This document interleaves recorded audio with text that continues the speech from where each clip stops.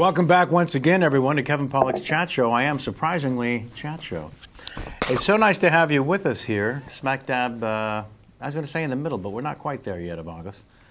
Some of the kids are going back to school soon. Poor little bastards. Honestly. Yeah. It's August. It's not school. I remember college. I remember summer being all 3 months. What the fuck happened? You pretty much had June, July, and August. Yeah. And, for me, it was just July and August, but I don't know where you went to school. I went to school at Hard Knocks? Pioneer. Well, I chose the School of Hard Knocks during my first. Because I went to the School of Hard Knockers. Hard Knocks? What the hell? Now we're off the rails. We got to start over. Welcome back to no. No, of course that was The Simpsons, my friends. Oh, you fuckers. I went to Pioneer High School, the Fighting Mustangs. I believe I bored you with the fact that I went to school with Dave Righetti, pitch a no-hitter for the Yankees in 1983 in his rookie season. It's not important. So all 3 months you had kind of the middle of June summer would start. Sure. Yeah, and come on. Yeah, you're not in school till after Labor Day, I say.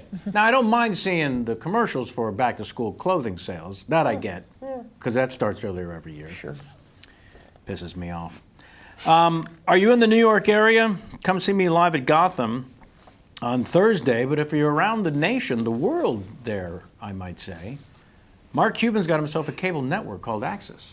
Yeah, AXS. And, or you watch on the line, I think, too. Anyways, it's going to stream live on Thursday and air live on the Axis Cable Network. I know at our home with the Fios, we have the Axis. I think it's on all of them. It is also on DirecTV, I can say. It's on the DirecTV? Yep. Fantastic. I'll be watching. So you'll be watching? You know it. All right. So that's Thursday live from Gotham in New York. At 3 a.m.? Here. Right. Yeah. Okay. It's 9 p.m. in New York. 10 p.m. in New York. Yeah, which is... That works out. And in Canada, it's 1987. That works out. Okay. Are you watching us live on the YouTube? If you are, thank you so very much. Oh, you can see right there, we popped up on the screen the little website from the Gotham where you can, it looks like sign up for tickets maybe, get yourself some seats. I'm not sure why I asked them to put that up. Because I just talked about proof. it. Oh, I know what it was. I wanted to see a picture of myself online because that's impossible for me to. Yeah. In fact, when I write to people now about being on the show, I say, "Hi, Kevin Pollak here. Motion pictures, ... question mark. The internet, ... question mark. See what I did? I do. Used to be in movies. By the way, the next one comes out in about a month. Max Rose. No. Movie? The next one is Grace Unplugged. Oh. With AJ Mashaka. Oh, I forgot about From this AJ one. and Allie from the Disney World. If you have kids. And Yeah. or like programming that's easy on the brain. Uh-huh. Max Rose, there's no release date yet. But although there will be. they're saying Oscar season. Ooh. What? Yeah. Well, it's Jerry Lewis. So please consider joining us live for one of these damn shows is why I brought up the, are you watching us live on YouTube? If not, perhaps you're enjoying us on the Fine Earwolf Network or the iTunes. Write to us. Let us know. Contact at kevinpollakschatshow.com. We love to read your emails when you tell us how you consume the show. We've got one now, don't we? Nope. I'll tell you what we do have, though, is a damn sponsor, a wonderful sponsor who I'd like to invite into these proceedings right the hell now before we get started. I just saw it said mid-roll, so I think I'm supposed to wait. I'll just say thank you, Trunk Club, for sponsoring the show. I'll tell you more about them a little later. Let's see. Oh, I covered that. The Tuesdays on the Earwolf, didn't I? Sammy? Jamie? I'm not 100% sure, but I think the Jobs movie opens next weekend. You think it does? I think it opens It's the 16th. The 16th, yeah. So this upcoming Friday. And I'm also not 100% sure, but I think I have a line That remains in that picture. from all the work that you did. From all the work that I did, there is is one single line remaining. So Right. if you would like to see that, check out the Jobs movie. And that's available in the theaters? I believe it is. Huh. It's opening wide. Well, fortunately for you and the film, Ashton Kutcher, I think is how you say it, I believe it's how it's is pronounced. beloved. So, Is he really?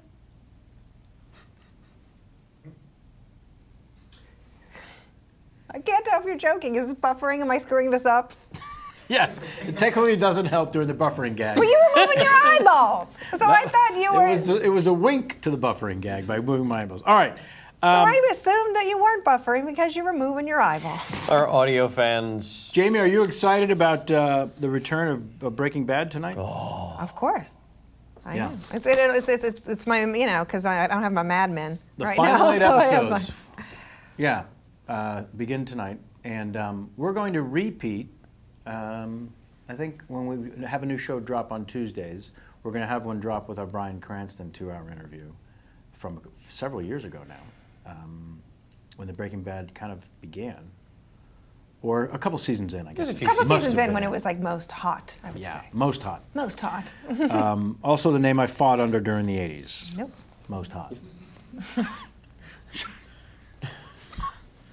Write us your Larry King game. Something I forgot to explain to our guest today. It comes at the end of the show. I have the guest play the Larry King game. All you have to do is a bad Larry King impression. I don't want a good one because that's not funny. Bad Larry King impression makes me laugh.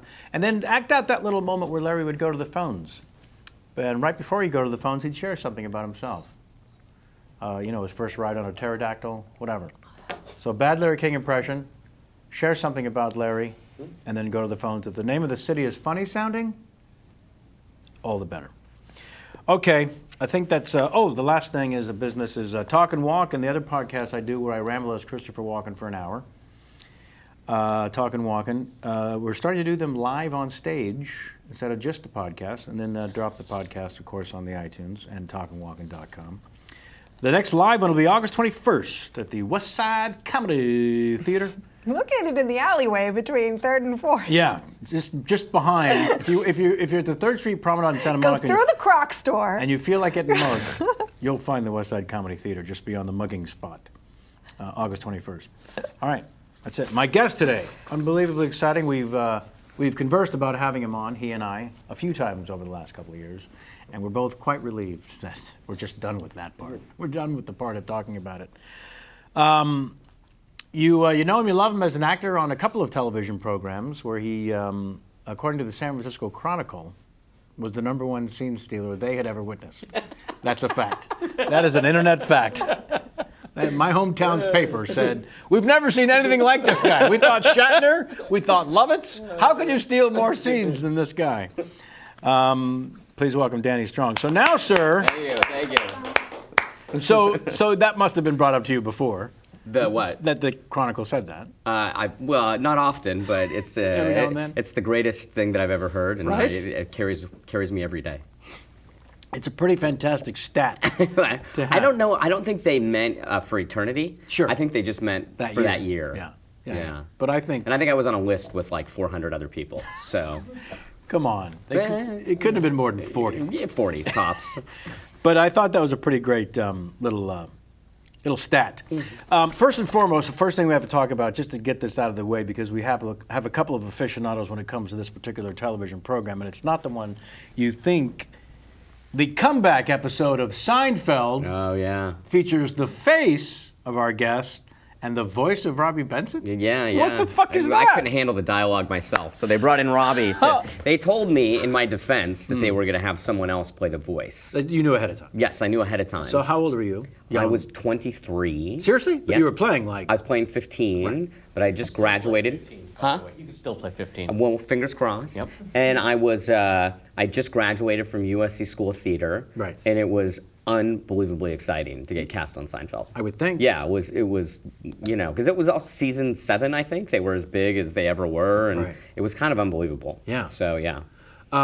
So had you already started auditioning as a newly graduated... Yeah, I'd been auditioning, and I had very few credits. And then I had booked Third Rock from the Sun, a small part on Third Rock from the Sun. That's what it was called, right? Yeah. Third Rock, I was confusing it with 30 Rock, but those are different shows.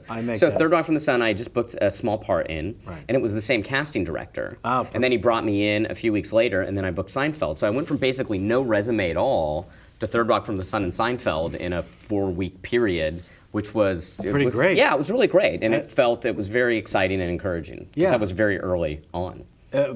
Extremely early. So the comeback episode Mm-hmm. for the non-aficionados. Jamie, what's your recollection, first of all, of the comeback episode? That's Gene's picks for the. Oh, okay, Vincent. geez, okay, Vincent. okay. I was thinking of Gene Vincent. Okay, yes. Weekend at Bernie's too. So the comeback Okay. portion of it actually wasn't his character. You know, there's always 3 or 4 stories. The comeback had to do with another. Yeah. And then Yeah. when she takes the play button off the VCR and wears it around her neck. Yes, okay, yes. That's it. Yeah. Yeah. I did have one line on camera. No, my acne.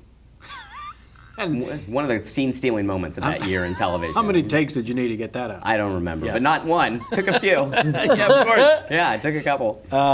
That's pretty fantastic. I mean, by the way, I have relatives to this day who, no matter what I've done, when I see them, they just go, I remember when you were on Seinfeld. You know, it's the only thing that comes up for them. Yeah.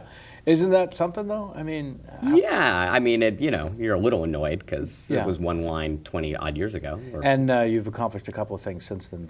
But it's sweet, though, and it also shows the testament of that show. I mean, that show it's a religion to many people, including my Jewish relatives in, Pennsylvania. So. And these 2 knuckleheads here. Yeah. Yeah.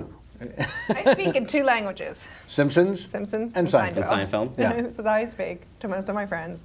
I want to know what it was like growing up in the stress-filled area of California known as Manhattan Beach. Manhattan Beach, yeah. Just nothing but stress? No, it's intense. You have to know the poetry of the streets to survive there. I mean, you have to know the ways of Right. the surfer and the volleyball player and pretty much find a balance between the two. And if you can, then you can make it. You Right. know? It was very just middle class when I was a kid. It's very wealthy now, but it wasn't like that when I was growing up. And it was just a very sleepy, mellow Yeah. beach town. Well, that's my knowledge of it, is sleepy and mellow. Yeah, that's definitely what it was. And it was very much like a surfer, volleyball kind of stoner culture. How did you folks get there from parts unknown? Wow, this is interesting. I didn't know we were going to go all the way back. Sure. They were. Because Manhattan Beach, I don't know, for some reason to me seemed like, how does anyone... Yeah, when I say I grew up in Manhattan Beach, people get confused because that's a place you go to for the weekend when you live somewhere else, I guess. Right. But my mom moved there when my parents were divorced when I was about 2 years old. Ah. And then I blamed myself. I still Sure, do. you should. And then my mom moved to Manhattan Beach. Oh, there you go. And it was just a place that she liked and moved there. And then I lived there from age 3 to 18 when I graduated high school there. And then you couldn't wait to get the hell out. You know what's funny is, I couldn't. I really, Yeah. and it's a perfectly nice place to live. And then I, packed up my car and drove up to USC and was like, I'm out of here. I'm moving on, I'll be on the other side of I'm town. on the other side of town. I'm 45 minutes away. But I never liked going back until my mid-20s. Wow. And then in my mid-20s, I was like, oh, this is really nice. I don't know why I've been so hostile towards it for the last 7 years. Yeah, what the hell? Yeah, because when I go back now, it's a beautiful place to be. I think the ambition of the 20s, it seems like it would be too sleepy and too chill for someone, for a young go-getter like yourself. Sure. Well, I'm like more of a city boy at heart. I moved to New York City 4 years ago, and I'm just more of the city energy. And Manhattan Beach is definitely a beach culture. Well, let me ask you about the move to New York. So you're here, things are going well for many, many years. You were obviously, forgive me for assuming, living in a house. In LA? Before you moved to New No, York. I was living in an apartment. You were? Yeah. You cheap bastard. Yeah, no, So you I- could have lived in a house. I don't think so. What? No. But it was like a duplex or like you had a whole unit thing. Are you giving information on me that's inaccurate? No, I was in a that fourplex. home. It was a nice apartment. It was like a spacious 1-bedroom apartment in a fourplex on Stanley. You cheap son of a It was, bitch. it was, That's all I it could was afford. a lovely home. It was very nice. You're being modest. No, it it was- a lovely home. 4 years ago. Yeah. Okay, so 4 that's... or 5 years ago, yeah. So you're suggesting that's how much has happened for you? It's only been 4 years? Because you were on 2 television shows prior to that. But yeah, but I wasn't a series regular. I was a recurring character. You son of a bitch. It's a whole different Oh, thing. boy, is it. You know. And now more than ever with the... Yeah. Like, we had Brian Fuller here, we mentioned beforehand, and I see Scott Thompson from Kids in the Hall, who is listed as a guest star, but he's a series regular. That's what they do now. If you're beyond 5th lead, you're a guest star. It wasn't the case back in the Gilmore Girls or certainly Buffy. But I just wasn't a series regular. I had 1 season of Buffy. I had a contract. I had a 10-episode contract. Right. But I was always episode to episode on both of those shows. It just went on for a long time, but I never knew if I was going to come back ever again after I did an episode. So there was never any kind of job security No. on those shows. And that's why you don't shop for a house. I get it. Yeah. Yeah, I mean, no, that's exactly right. And you just don't. I supported myself as an actor for 9 years, right when I graduated. Sure. But I never hit a big time money wise. Right. It was always just, it was like a nice living. But yeah, not enough to buy a house. A working actor. Working actor. Yeah. Yeah. A working that's what actor it was. perhaps should not buy a house to saddle oneself with these expenses. Oh, yeah, because you never know. I literally every year, I never knew what that year was going to hold. And then at the end of the year, I'd look back and I'd go, oh, I did pretty well this year, and would have no idea how I strung it together. Right. Yeah, and then going into the next year, I would have no idea if I was going to be able to. So literally every year, I was flying by the seat of my pants for quite a while. Yeah. Welcome to my life for 30 years. I'm sorry, what? That's kind of the life, right? It's the gypsy. But you, yeah, that's exactly it. It's a gypsy's life. But you're a comedian that tours around the country. Yeah. So you have that kind of And also base. someone who did 40 movies in the 90s. Yeah. I mean, I literally made a list with Samuel Jackson and I think one other person, that Variety, because it was the millennium. Mm-hmm. So everyone put out the end of 100 years and end of the decade lists for the millennium. And one of them was the hardest working actors in Hollywood. And the criteria was you had to have done at least 3 films each of the year of the 10 years, which is an absurd yeah, number. that's a lot. That's 30 That's films. more than Brian Dennehy worked at during his little During run. the 80s? Yeah. So that's the only reason I found out that, oh, fuck, I did too many movies in the 90s and only 6 of them are good. This is not terrific. Terrific. Yeah. And then I overstayed my welcome. But enough about me. No, Kevin, please. It's Oh, all stop. good. It's Stop all good. already. It's all good. So I want to jump ahead to, we get questions live, which I mentioned. Okay. And Jamie's forwarded me already. But before we get to those, we have a friend of yours. Uh-oh. I want to say a friend of the show, who sent in some questions. And rather than telling you who it is, I thought we'd play a little game saying guess the guest. Okay. Guess the friend of the guest. There we go. Is it Samm Levine? And I will simply answer one question, and that was it. It is not Sam. Okay. Okay. This a friend of yours thinks you should direct. So when will you? Now that they're writing, which we'll discuss. I'm hoping in the next 18 months. That's the plan. Yeah. I'm writing something small for me to direct. Specifically. I haven't sold it to anybody. I'm writing it for no money. I'm just so that I can control it and try and Right. get it made as a director. Okay, that's question number 1. Okay. And if I may, you answered it correctly. All right, So good. you get one. Good. We get 1 1 point for me. Yeah. What sort of acting roles are you looking for now that you've become an award-winning writer? What kind of acting roles am I looking for now? Just good ones on good projects. Do you feel a sense of freedom to say no to a bunch more stuff? I'd say no to almost everything now because I'm so focused on the writing Right. that I only want to act unless it's something that's really cool and I really want to do. Right. And that doesn't come up that often.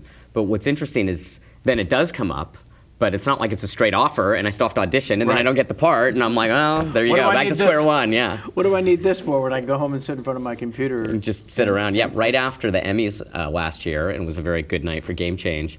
A week later, I was sitting in a waiting room with my sides auditioning for 30 Rock. See, that is show business. There you go, right? In a nutshell. So waited 45 minutes, sat there. Yeah.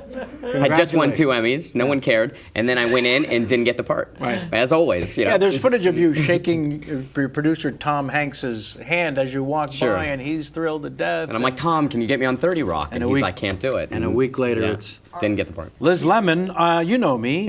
Are you Liz repped Lemon, you know. in all areas by the same agency? Does the same agency rep you for acting as well as This is a writing? good question. This is very I'm gonna inside guess yes. baseball. No, I have a completely different set of teams. So your acting reps Yeah. must fucking hate that you're getting all this work as a writer. They're like, we want him to read for. He keeps saying no because Yeah. you guys are selling all this stuff. They're incredibly cool about it. That's- That's all I have to say. okay. Because I've had the same manager as an actor for 15 years now. And when I moved to New York, I had a big transition where I stopped auditioning for 2 years as an actor. and it was the greatest 2 years of my life. It was amazing. I was booking roles left and right. I literally never knew I could be so happy when I wasn't auditioning. And he kept kind of calling me, saying, but respectfully. And then when I wanted to jump back in, I said, I just only want to do it if it's something that's really cool. And the whole kind of goal was to not just get parts or to not just pay my rent or make my insurance, because the writing career was doing that. It was to actually maybe try and build something in a way that I wasn't able to do before the writing career, because I was so, I just needed money to pay rent. Sure. So it was just anything I could get, I would take. Well, that's the one strange thing about the acting profession also, is that we're not, in the public's mind, we're not technically allowed to just work for the money. That's frowned upon by the public at large. Sure. Why did you do that horrible movie?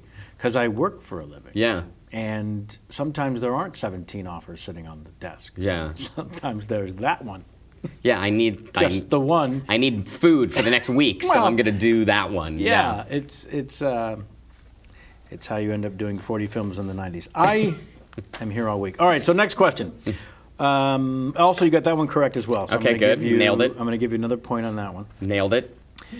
Which I think is also pretty fantastic, that you're allowing your own creativity and your own hard work, in this case writing, to subsidize and control what you do as an actor. Will you write yourself a part into this film that you're going to direct? No. Also correct answer. All right. Can I play the part that you would have played? Well, the film's called The Samm Levine Story, so I'm hoping, Finally. we're hoping we can get him. Wait a minute. I thought I was starring in the Samm Levine story. You're right. You know what, that makes You more are. sense. Don't tell Sam that. X-nay on the Sam. Next question, which is also very valid. Okay. Would you ever write a play? Oh, I'm dying to write a play. And don't tell anybody, this is between us, but I'm actually writing a musical right now. Okay. So I'm writing a book to a musical. How exciting is that? For me, very exciting. And Yeah. it's a friend of mine approached me with it, who wrote the musical First Date that just opened on Broadway 2 nights ago, and with his big Broadway debut. And he had this idea that I loved, and I said yes on the spot. Wow. So I've been working on that, and it's actually been a lot of fun. Oh, I assume, before I start asking questions, you can't talk too much about it. Yeah, I don't really want to say what it's about. Right. But it's cool. Well, we can't wait to hear more. So will you ever write a play? The answer is I am, fucko. Also correct. And here we have clue number one as to who is writing these I questions. don't know who Do you this want is. to put out a guess yet? Adam Bush. Here is the question. Why was the leading player in the Pippin revival so disappointing? It's Adam Bush. And I don't know what the hell he's talking about. She won the Tony. We had a big fight about this after the show. Bettina Miller is a genius, and Adam Bush, he's incorrect about that. Okay. Yeah. That is the correct answer. Yeah. And then the final question. Okay. Why the fuck did you and our own Samm Levine, what the fuck did you and our own Samm Levine do to Amanda Bynes that made her so crazy? Gentlemen, who wants to weigh in first on the Amanda Okay, Bynes? let me All right, so start. first you did a movie with her called Yes. Sydney White. Sydney White. It was a takeoff on Snow White and the Seven Dwarfs. I'll say. But we were not dwarfs. No, let's stop in the right movie. there. Yeah. No. We happened to be short, Right, but that's not the point of why we were cast, because several other of the dwarfs weren't short. Uh-huh. You know, we it were was- cast for our comic abilities. It Would you was say that's originally accurate? titled Sydney White and the Seven Dorks. Seven Dorks. We were Dorks. dorks. That was Not the dwarfs. I don't know. premise. Is that? Yeah. Maybe that's just. The good not thing as is, I don't know. can I say Yeah. as an outside observer, it's nice to see that neither one of you are defensive about it to this day. Not at all. I don't but know it what was he's very talking about. fun. It's my finest work. And I was grumpy, but you were happy. No, I was a dwarf that didn't exist. I would have been horny Horny. if Yeah, that that's- dwarf had existed. Is that what made Amanda Bynes crazy? You know, can I say? I want to say something about Amanda Bynes on that movie. Please. She was so sweet. Right. It's so normal. That's all Sam's ever said. She was just an incredibly sweet, friendly, approachable. Because sometimes the movie star isn't really that approachable or is friendly, but in a phony way. Right. And she was not at all. And her parents came to set, and I thought they were very nice. And I thought, oh, well, that's why Amanda's so normal. She's got these normal parents, and she was brought up in this kind of normal environment. So when she started going crazy, I was so stunned. Yeah. And I think there's a chemical imbalance. I think something has happened to her. It seems like it. That there's a very Which makes medical problem that's Which going technically on. makes it less funny to talk about. true, and I didn't mean to kill your run here, and I apologize to you and your viewers. But she was so normal and How big so of a nice. star was she, and from what? Forgive my ignorance. When you guys worked She with had her? starred in a few Disney movies. movies? No, they were, but they made like $40-50 million. Like she was a bankable tween actress. She had a very successful TV show called What I Like About You,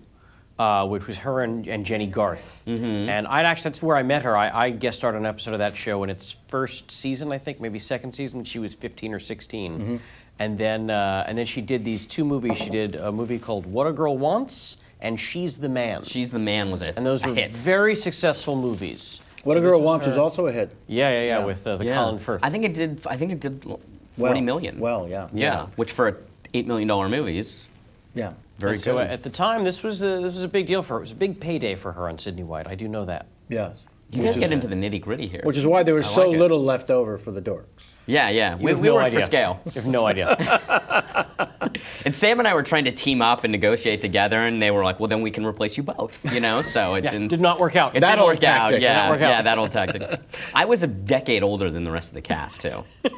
What? Yeah, I was significantly, and the director who I went to college with didn't want to audition me because he knew my actual age because we went to college together. Whoa. And then they couldn't cast this part, and so they finally read me, and then I got the part. And then you were the next oldest, but you were pretty close to the age to the rest of the cast. They were all 18, 19, 20, 21. I was not. Yeah, I was 25. Yeah, you were 25. And you're saying you were 30 already? Yeah, I was 31.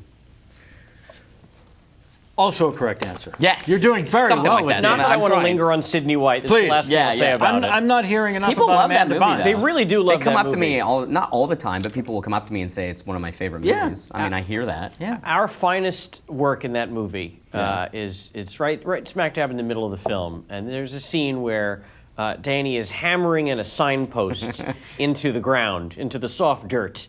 And for some reason, they asked me to hold the signpost as Danny smacks the top of this I feel wooden pain plank.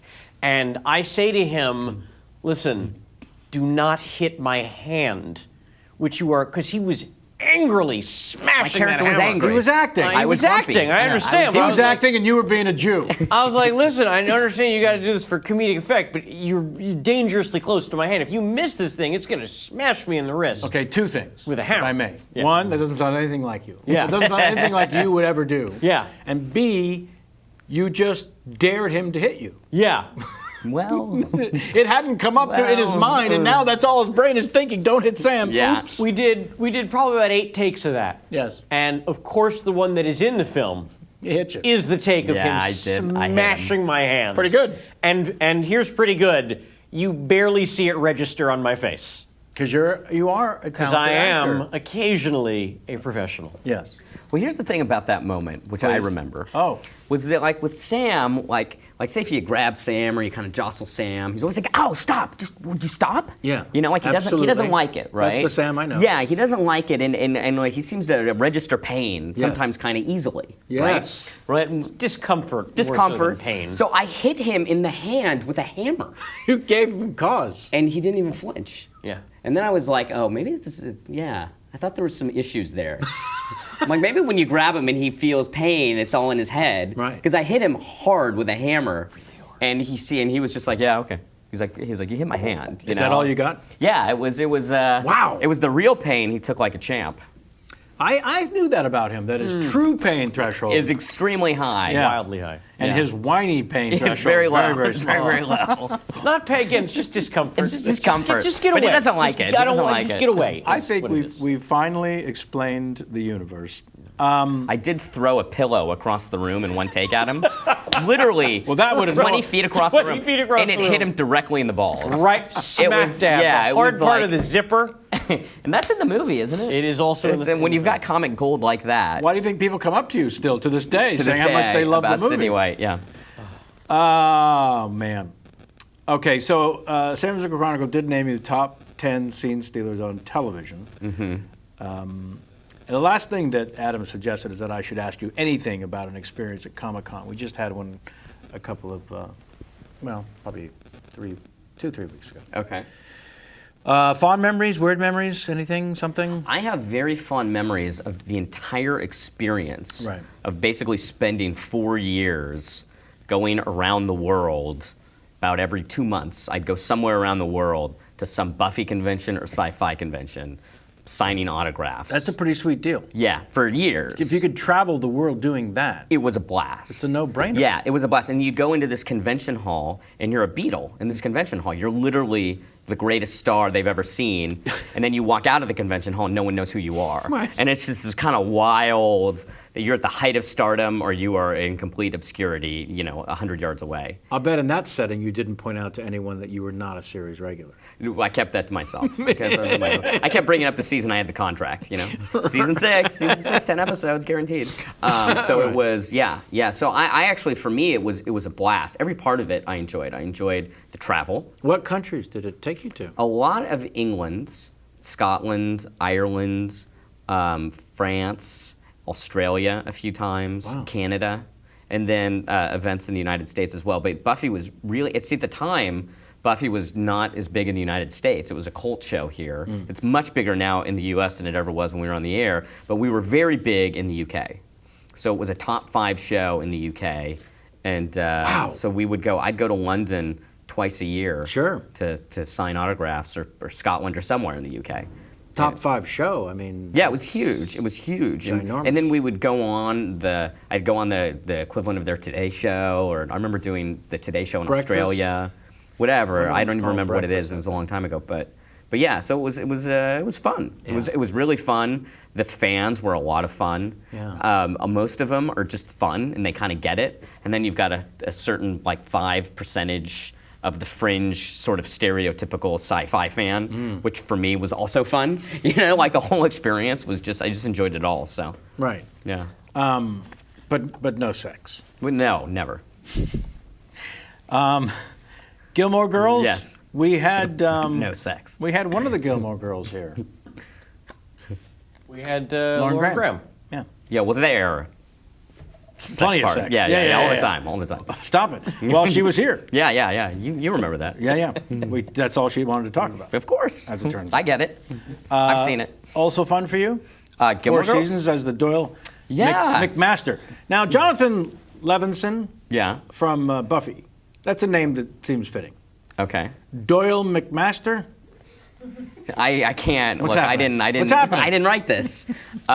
Doyle. So the part on Gilmore Girls was actually written for me, which was very flattering. Fuck yes. And they were going to name the part Danny, and then they decided not to, so they named him Doyle instead, which I thought was a perfectly cool name. The McMaster, I don't know when that came in because it didn't start that way. But I loved doing Gilmore Girls. I don't know if you saw the show, I did. but it was a very well-written show. Yeah. And the writing was just really sharp, and it was written like a 30s screwball comedy at times. So you'd have this fast, rapid-fire dialogue. Oh, that's cool. And I remember the second episode I did, I had a page-and-a-half monologue. And I'd never seen a page-and-a-half monologue in a I've TV never script. seen a page-and-a-half. Yeah, and I just thought, this is fantastic. And the part was really fun. I'd been playing all these nerdy parts, and then they cast me on Gilmore Girls, and I'm just this kind of neurotic asshole. And it was just a cool part. So I had a blast with it. That is great. And then I got to have a girlfriend on the show. No one ever gives me girlfriends on TV shows.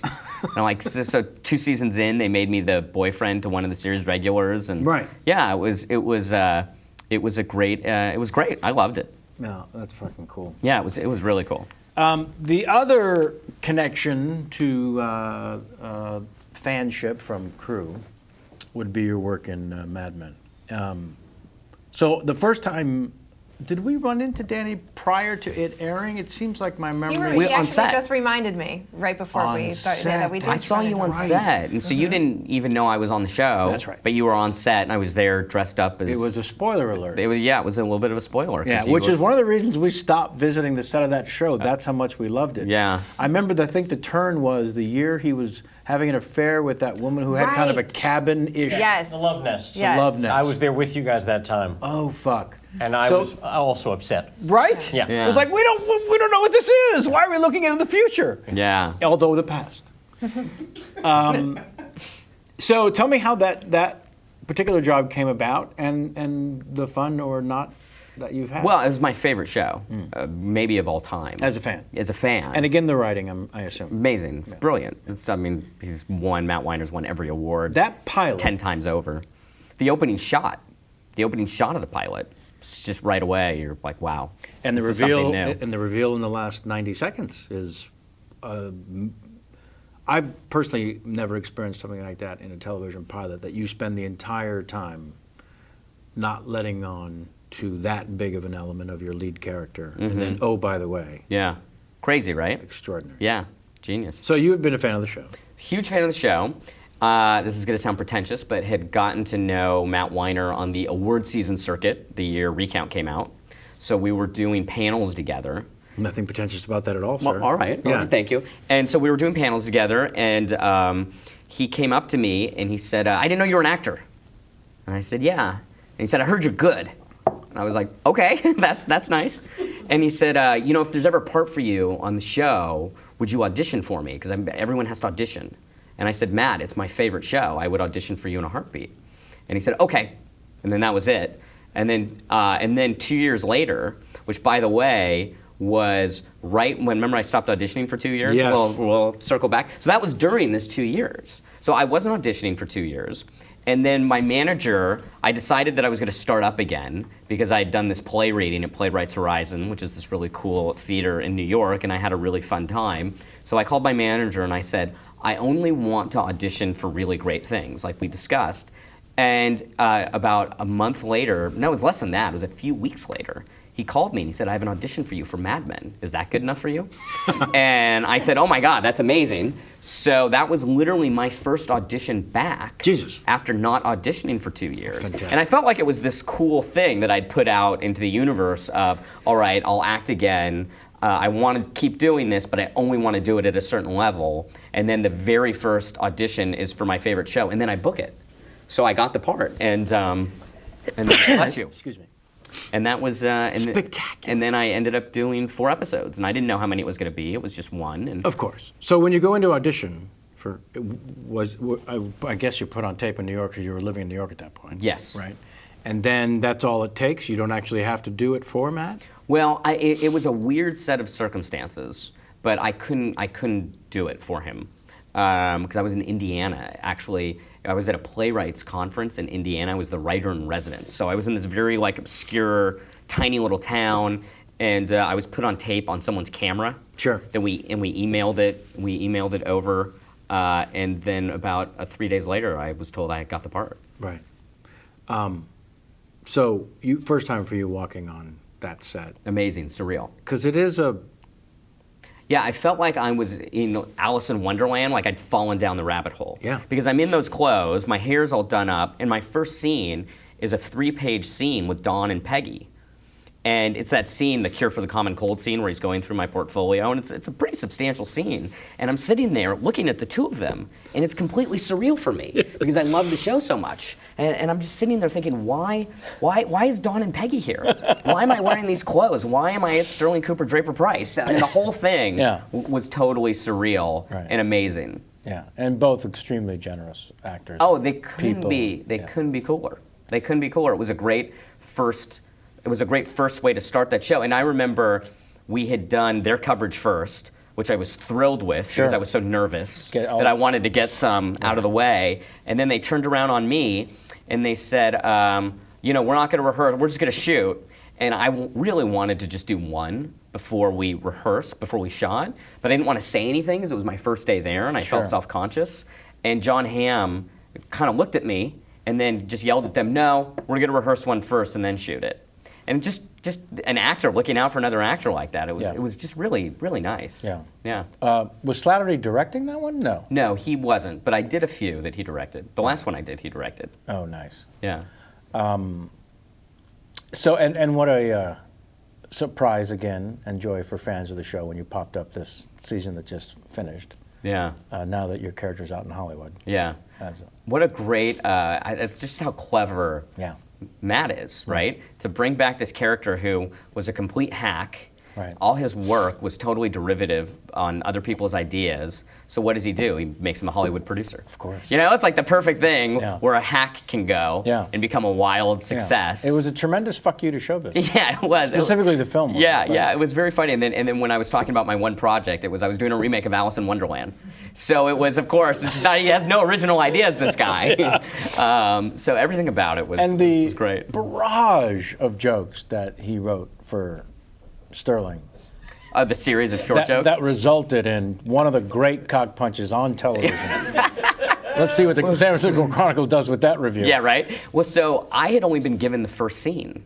I wasn't given the second scene. And I read the scene, and it's just a whole bunch of short jokes. And I'm like, Matt, what's wrong with you? You're going to bring me out to listen? Yeah. And I'm like, well, I'm not going to say anything because I really want to be on Mad Men. So I go out there, and Matt wants me to come to his office to run the scene because I couldn't go to the table read Sure. because I was in New York. And I show up, and then we do the scene. He goes, all right, let's do the second scene. And I'm like, I didn't get a second scene. He's like, you didn't get it? He's like, wait, you think I would have all those short jokes and not give you a payoff? You think I would do that to you? And I was like, oh, great. And then I read the payoff, and I'm like, okay, this is pretty fantastic. So That's pretty great, Yeah. though. Just as a chronological order of events, that your fanship and regard and revere for the show was kind of tested with just getting the one scene. Mm-hmm. I mean, a big part of you, it does step forward and say, really? yeah, This is what you want me to come back for? Well, it's like that's fuck? That's it. And with the payoff, it makes the whole thing great. Yes. But without it, I was like, oh. But you went there as a professional, Yeah, 2-page scene on Mad Men. Gotta go. as Gotta a do true it. fan. Sam, you would have gone, right? I'm going to I would've go gone out for there. half a line. I'm going to go out there and specifically let Roger Sterling rip me to shreds Yeah. in front of my date. Yeah. Oh man, what a great payoff, though. Oh, it was great. It was great. And I'm a huge Roger Sterling fan. It's ridiculous. I think that's maybe my favorite character. Yeah. Although I love Pete Campbell too, and Pete Campbell does not get he doesn't get the love that some of the other actors get. You know, he doesn't get the nominations, and that character, that performance, because he is nothing like that, Right. is an amazing performance. It is. It's because he's so believably dislikable that I think that he doesn't get the same awards recognition, but No the actual question. work as an actor Yeah. is as good, or is everyone there, and it kind of bums me out because I feel like I feel like Pete Campbell. It's a great point that I hadn't thought of. deserves, It's much more of a challenge as an actor to play that level of a weasel, and not be a cartoon. And it's so real. Yeah. I mean, you don't think of that as a performance. You just do not like Pete until Campbell. you meet him. And Vinny, and he's a nut. He's the exact opposite. He's just like this really, eccentric, charismatic guy. He's truly eccentric and ridiculous and hilarious. Yeah. I won't go into detail. All right, so yeah. So I guess as an actor, as a performer, it seems like that job is one of those just 100% pure life bonus. That's exactly right. You know? Yeah, and I think you couldn't sum it up any better. It's like it's a life bonus. And Yeah. I did 5 episodes of Mad Men. I'll always have that. Yeah. And it's something that I love. Yeah. I love because I love the show so much, and will go down in history as one of the greatest shows of all time. Oh God, yes. So please. it was. Can we actually show my favorite scene of Danny on Mad Men? Josh, you have it queued up, right? Yes, we do have something queued I up just for wanna- Danny to take I a just look wa- at. I just want And you the to see folks this. watching the show, watching us live, will be able to join this as well. This is some of Danny Strong's best work as an actor. You are. Look, Lily, is there any way you think Gene, wait.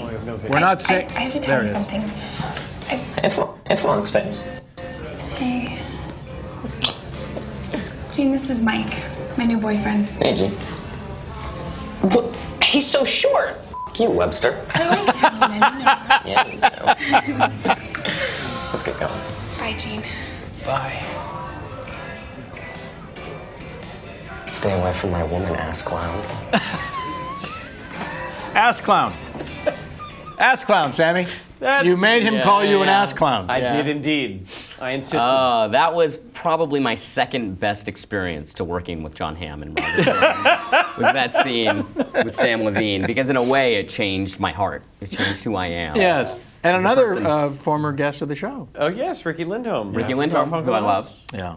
But sorry, we had a little trick that Sammy set up. That was good. That was good, Sam. My pleasure. So now, I'm sorry for your fans that it took 40 minutes to get to the heart of the matter of your current incarnation, since it's, dare I suggest, overshadowing the plethora of acting, because it's become this wildly rewarded and awarded experience for you as a creative person that it's easy for me to assume, but I'd like to ask. It's self-generated to start with. According to the dossier, you started writing as a way to take your mind off the annoying world of auditioning. That's it. Totally accurate. Yeah. And losing parts to Samm Levine. Yeah, it can only Literally happen so many times. Over and over and over again. Right. No, it's completely true. The fact that completely you're discouraging. that you remain friends is a testament. It to is both kind of of you. Yeah. it is kind of impressive. Because we've had people in here who feel competitive with Sam who were not friendly, and I won't get into names. Krumholtz. It got dark. But so to self-generate, a lot of people, myself included, while sitting in a trailer or something, said, "Well, fuck it. It clearly doesn't appear to be that hard to write something," and begin the process. My first experience was I was sixth lead on a short-lived sitcom. I wanted to beef up my part on the show, so I pitched the show's creator, Barry Kemp. You may know his work from Coach. Sure. I pitched him an idea for a story arc, or an episode, sort of like the B story. And he said, "That's a great idea. Do you want to write it?" And I said, "Yeah, of course I do. Why wouldn't I want to?" What? So there was this ridiculous opportunity that just sort of fell, and then it was up to me to run with it or not realizing that as a sitcom it's going to get rewritten by committee, and maybe 2 lines of mine remained. Sure. And I got the on-screen credit and joined the guild, and off I went. But for you, like so many, it was, I'm in need of some creative output that I'm not necessarily being given an opportunity to have. Or maybe not even that thought out. Maybe it was, as was suggested, I just need to take my mind off this fucking auditioning nonsense. So my question is, it seems like Recount was the first thing that you sold. Yeah. But I don't know how much you wrote before that. A lot. Okay. Yeah. That's the important part of the story that I would like to bring to the front. Okay. Because I've only read a writer only gets better by writing. That's the only way, if not true in most creative endeavors. How much else had you written? I had written 4.5 scripts before I sold the pitch for Recount. That's a scant amount of work.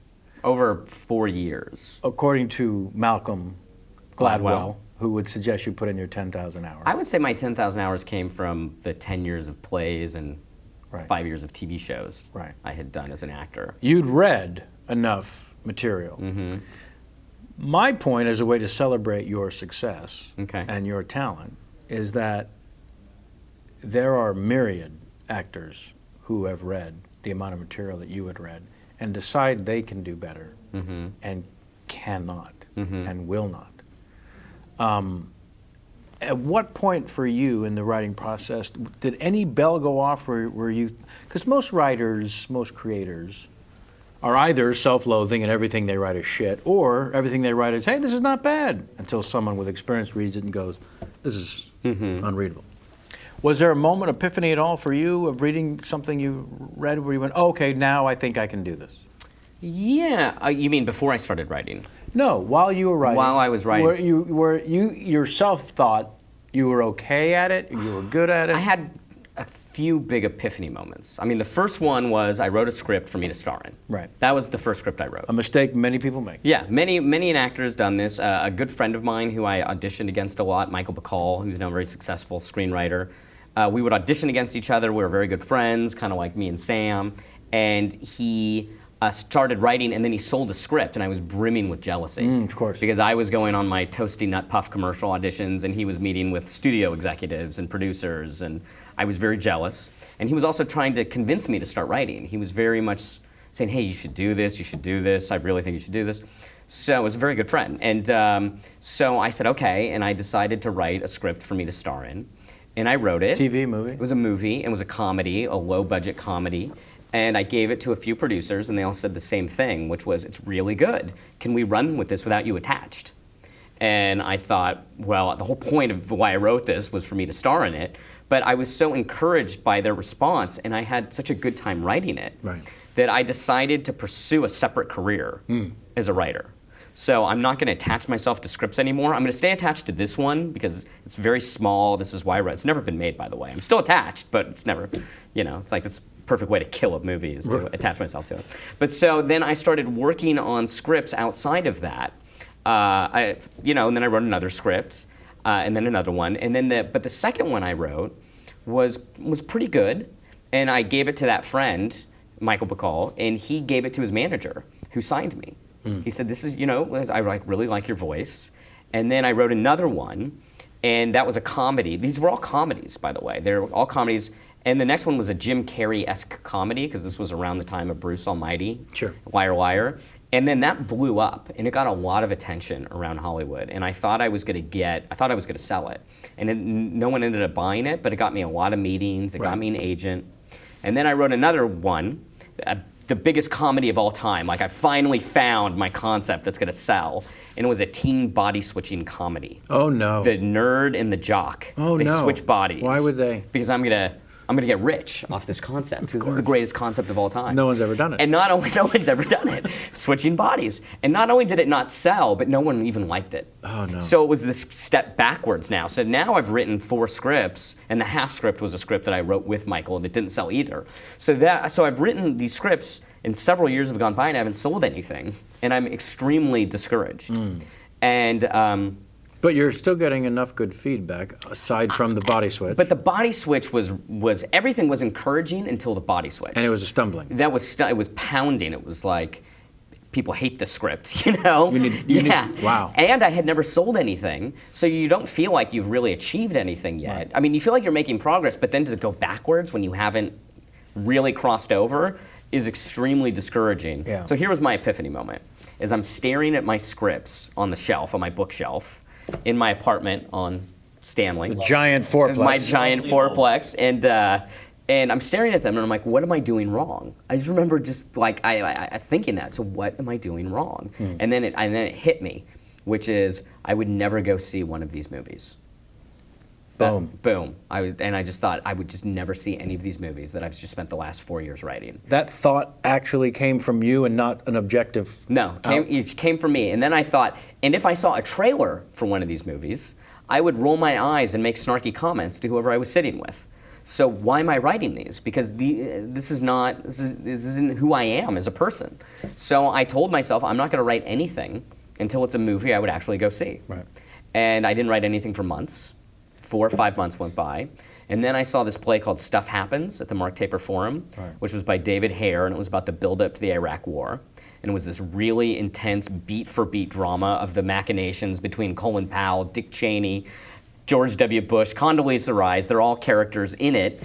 And the play ended, and I walked out of the theater, and I said, that's what I'm supposed to be writing. That's it. Political content. Just something political, something vibrant, something important, tackling social issues, political issues, historical issues, and within 30 seconds, the idea for the Florida recount popped into my head.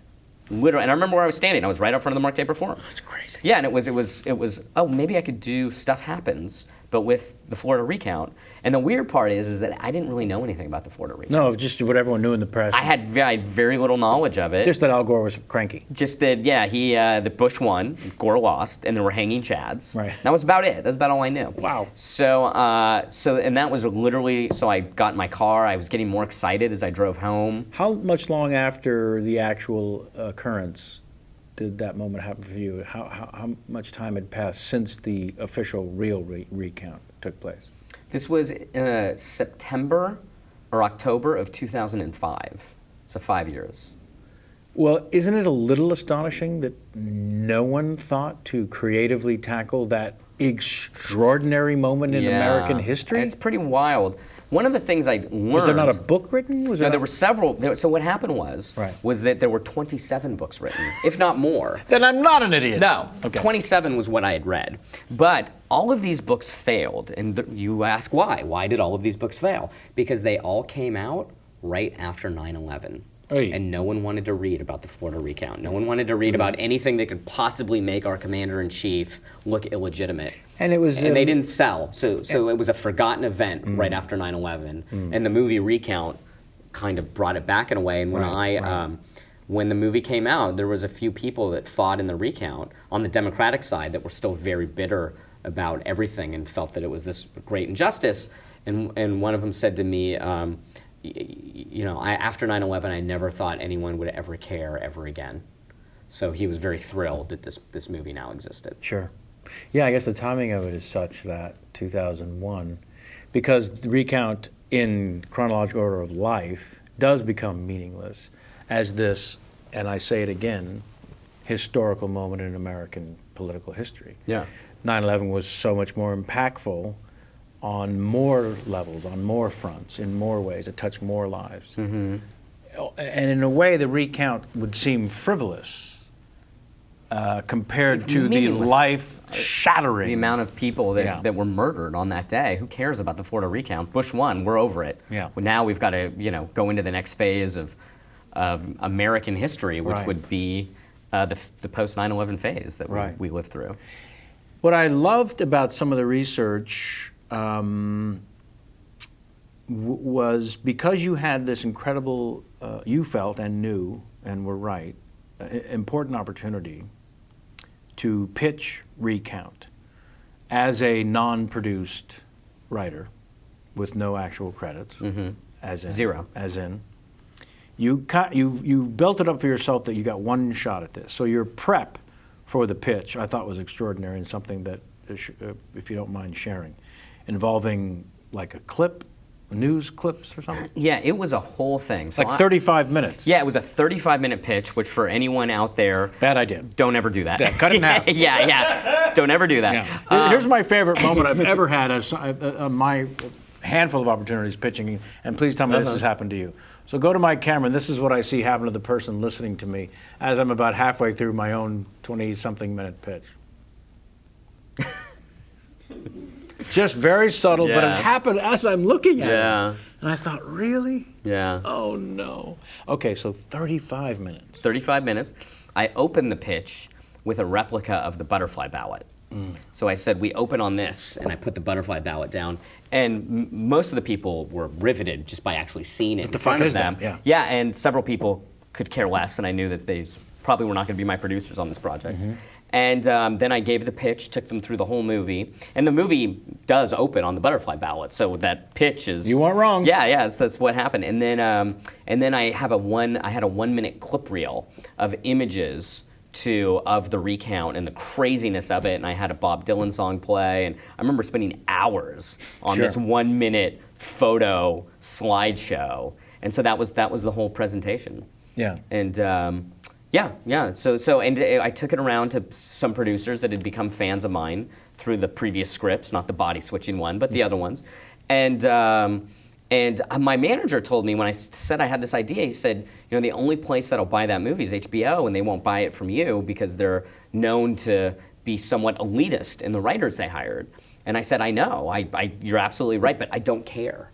It's so good. I just believed that this would be a really amazing movie. Because once I started researching it, I just kind of saw it. I had this vision for it. And I ended up pitching a producer, this guy named Len Amato, who worked for Paul Weinstein. And they had a deal at HBO. They'd made HBO movies, and they'd made big movies too. So it was a good producer for this. And they ended up taking me into HBO. And I remember sitting in the lobby at HBO thinking, and I said to him, I can't believe I'm here. I can't believe I actually made it this far, that I'm here about to pitch HBO. Did he turn to you and say, you're welcome? No, he turned to me and said, it's a better story if you sell it. And he was right. No comparison. Yeah. And so I pitched HBO, and it took several weeks, and then 3 weeks later he called me, and he said, well, they bought it, you better write a good script. Nice. Yeah, and I felt this just enormous pressure because it's my first time I've ever been hired, and it's to write a movie for HBO, which for me is the best of the best. At that time, before there was AMC and Showtime and other people that were doing quality television, for me, HBO was better than most of the movies being made. It was just they were at a league of their own. So I felt this enormous pressure, and they took a very calculated risk because I had no sample of anything I'd written that could show them I could do what I had pitched. These were all comedies. And years later, I've asked Jenny Sherwood, who bought the pitch. I mean, she was there with Carrie Putnam, who then left soon after. But, you know, and for years, I've just said, Jenny, why did you buy that pitch? Yeah. And she said... the Bob Dylan song. Yeah, no, she said it was a really good pitch. And she said it was just a calculated gamble because you weren't that expensive. And we'll see. And can I just add that for a writer who'd never sold anything before, selling a pitch, as in selling a little bit of an idea and then saying, and now I want you guys to pay me a lot of money to write the whole thing, versus writing a spec script on your own and saying, here is a completely finished script, if you guys want to make it. It is the hardest part, is to show them how to see what you see. It's amazing. a miracle. That's it's a an Christmas absolute miracle. I have to this day, when I think back on my whole writing career, I am still stunned that HBO bought that pitch for me. Right. I mean, just stunned. And as you've learned with most recent accomplishments, which we'll get to, usually it's someone has a thing, they have a project, they have an idea, or they have a sequel or a thing, and they send out to the agent, send in your best writers. We're going to hear 20 pitches, 20 different takes on how best to do this. Yeah. That's a lot of the pitch world. Otherwise, it is spec scripts. There were 17 things that lined up. Yeah. So Yeah, it was crazy. how long? First of all, in terms of your particular style of writing, your particular ritual, walk us through a little bit of that. Well, it's very different now than it was then. Okay.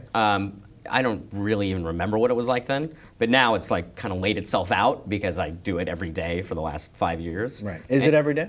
Yeah, pretty much. Sometimes I try to take Sundays off because if I don't, then I burn out by Thursday of the next week. But then often if I'm in a certain phase, I don't want to stop. I just want to kind of get through whatever phase I'm in of it. So Good idea, by the way. You know, there's a reason that the Israelis did a 6-day war. Oh, you mean to take the day off? Yeah. You really have Good to. point. Good point. You have to rest. So I basically I'm seated by around 11 at a coffee shop because I write in coffee shops. I can't write in my apartment by myself. Really? Yeah, I'll zone out and I'll get nothing done. Earbuds, music. Yeah, music, earbuds, and then I usually spend about an hour screwing around on the internet, returning emails, and just procrastinating. But you give yourself that hour. Yeah, because it's just what it is. But it's one thing to, because all most writers do is procrastinate. So it's one thing to procrastinate all throughout the day, constantly chasing that rabbit down the hole. But to maybe give yourself, you know what, I know the first hour is going to be a little me time. So are you regimented about it's just going to be an hour that I'm going to fuck around? Yeah, sometimes it goes over. Sometimes it's less. But what I do is I'm constantly looking at the clock and whatever. And so if it's, say, 11:37, I'm like, okay, at 12, boom. Whatever is usually the round number that's coming up in about 10 minutes, I'm committed to starting at that point. Sometimes I blow through it. These things happen. Yeah. But on the whole, look, on the whole, every day I get a lot done.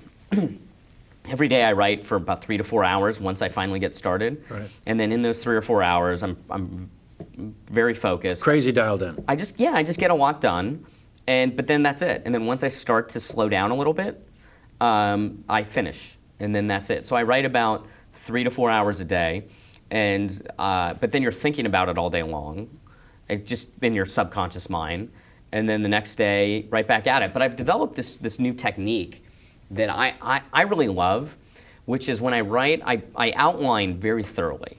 So I do very intensive outlines. So before I'm writing a draft, I have these scene-by-scene outlines. But when I write the first draft, once I'm committed to the outline, I write the first draft. And by the way, I'll be changing the outline as I'm going because you'll write a scene and you'll realize, oh, that next scene, I can achieve that in one line in the previous scene or It can be one line of dialogue in another scene. But when I write the first draft, I won't read one word of what I've written until I'm finished. I'm so glad you said that. So I jam all the way through. Right. It takes about 3 weeks. It's very creative. It's very fun because there's no judgment because I'm not reading anything, so I can't judge it. You don't start the next day by reading what you wrote. I don't, because that could slow me down for a month. I think it's the worst Yeah. possible pitfall a writer could set for himself. So I just go straight through. And then once I finish, then I go through the whole thing. And that's probably the first time going through the whole thing is the least fun of the entire process. And then it takes sometimes a week, sometimes 2 weeks to get through it. And 5 weeks later, it's usually about 5 weeks, I have a clean first draft. Right. But what's the thing about jamming through it the first time, when you go back to reread it, because you haven't read anything, I've forgotten half of what I've written. So scenes are really fresh. Right. And you're really looking at them with fresh eyes that you just haven't seen before. Crucial. Yeah. Yeah, and it makes the process, until you have that 1 to 2 week editing period, makes the process fun. Yeah. Because you're just kind of throwing your creativity on the page. Right. So when you're writing something based on historical events, like Recount or Game Change, the source material is there, but it's not creative. It's not organic dialogue that comes from storytelling. Yeah. It's all news clips and images. Sure.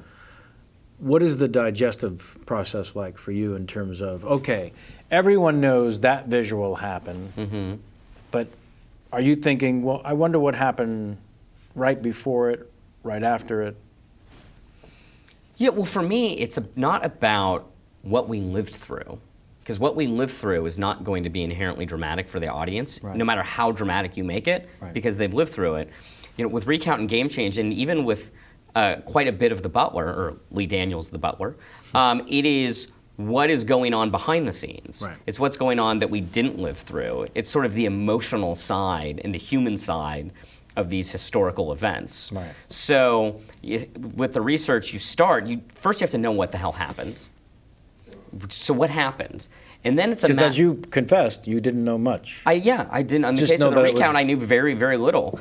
So it's figuring out what happened, and then figuring out, okay, so who are the characters? What are their arcs? What are they going through? And where is the human experience? And more importantly, where is the story, the dramatic story experience? How are you going to turn this into a movie, not just a retelling of historical events, not a documentary, but a movie that has characters that are going through transformations and in which you're telling a story that I'm hopeful is more significant thematically than the events Than the news. that are being portrayed. Right. So there's a controlling idea. You know, in the case of Game Change, it was, so how am I going to do this? That's always the first kind of question. And once I figured out, oh, this is a Pygmalion story, that was the key. It was like, this is a Pygmalion story. And Sarah Palin is Eliza Doolittle, and Steve Schmidt is Henry Higgins. And then the second part of that was figuring out, because the movie can't be about who won the election, because we know who won the election. So what kind of story? What's the story here? And for me, it was the story of the nature of the 24-hour news cycle and how the way we take in media, the way we take in news through the media is such that we're so inundated with information that celebrity has become more important than substance. And so what is the consequence of celebrity becoming more important than substance? It's the nature of celebrity in politics. That was the themes of Game Change. And it was such that you had an individual that thought Saddam Hussein attacked us on 9/11, that thought the Queen of England was the ruler of England, that because she was so charismatic and so telegenic, that you had an individual that was so wildly unqualified to be president ended up on the ticket. That's an amazing story that really happened. is. I mean, it's completely fascinating and very much I felt deserved to be a story, deserved to be a dramatic story. Right. So that's the approach is, okay, well, I can't just, if all there is here, and so now I constantly get submitted to me historical events, modern events to adapt into movies, and I love these kinds of movies. That's why I do them, but I reject almost all of them because I can't figure out the story. It's only just, okay, well, these are a series of dramatic events, but Right. what's the real story here? What are the higher themes that go beyond the retelling of what happened? Yeah.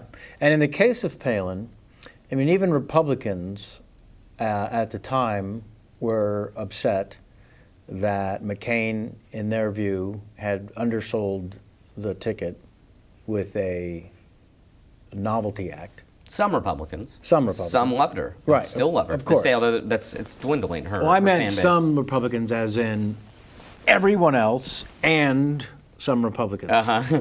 So even some of her own party. Yeah. Definitely. Yeah. So Definitely. when you've got that scenario where it becomes pedestrian to make fun of Sarah Palin. Sure. Shooting ducks in a, what do they call it? A barrel? Sure. It's shooting ducks in a barrel to make fun of I think they're her fish lack of knowledge. Fish in a barrel, Wait, ducks in a fox? small pond. What is it? Someone help me. It's fish in a barrel. No, but I if- think you're wrong. If No, I'm it's going to fish in a barrel. bastardize a Todd Barry joke just maybe for a minute. Maybe if you were in a coffee shop. If I was at a this coffee would make shop sense reading. to you. So yes, fish in a barrel, or ducks in a pond, something in a river. Sure. It's so the point is that it's Power play in the pyramid. Power play in the pyramid is you've got to have that Yes. in the movie Yes. because that's what happened. Right. But it's so. But what's more, there's another story there, which is her story. Well, that's what I was getting to. Which is a fascinating story. The thing I was getting to, which I think is a great compliment to you and the material that is now the film, is you have the obstacle of more people are making fun of this person who don't know anything about her other than what they're seeing on TV. More people are making fun of her than not, even some of her own party. You've got a historical Saturday Night Live character that Tina Fey is doing. And now you have to design a three-dimensional human being that in the course of watching the movie, I have to actually get emotionally involved and care about this character, even though I'm coming into it, chances are, not a fan of hers.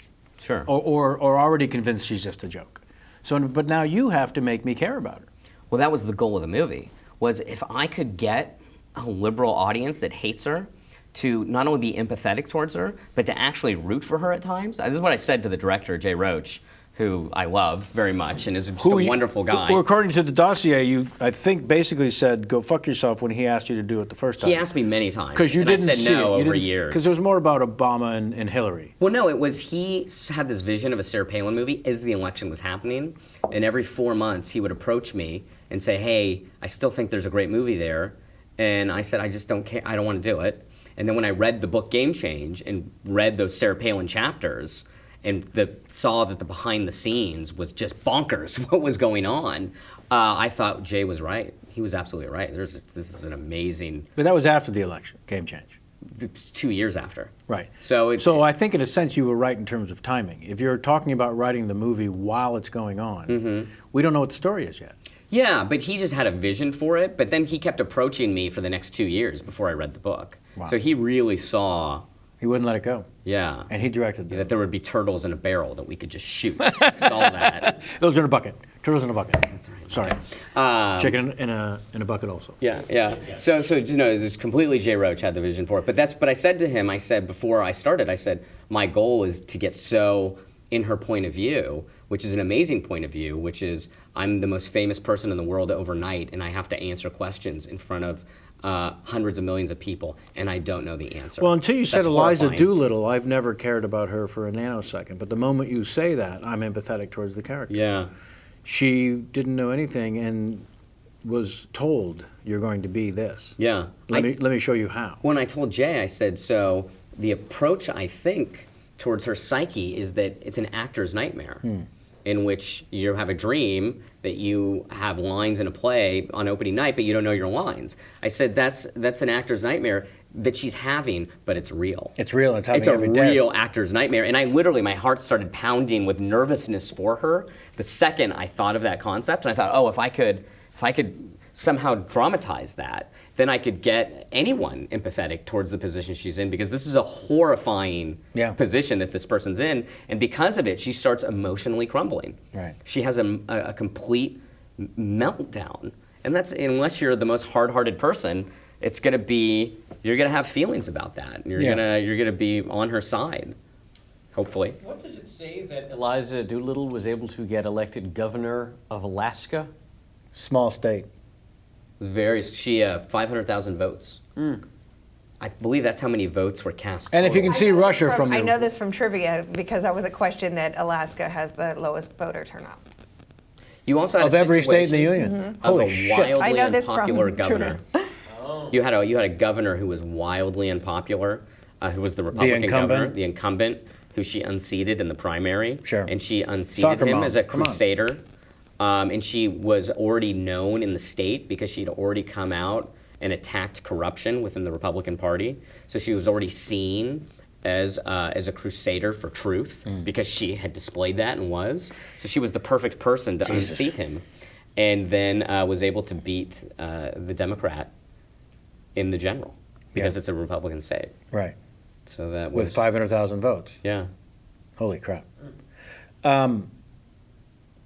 Yeah, I mean, Woody Harrelson's performance, but also the character, becomes the bad guy in a sense of the Frankenstein doctor as opposed to the monster.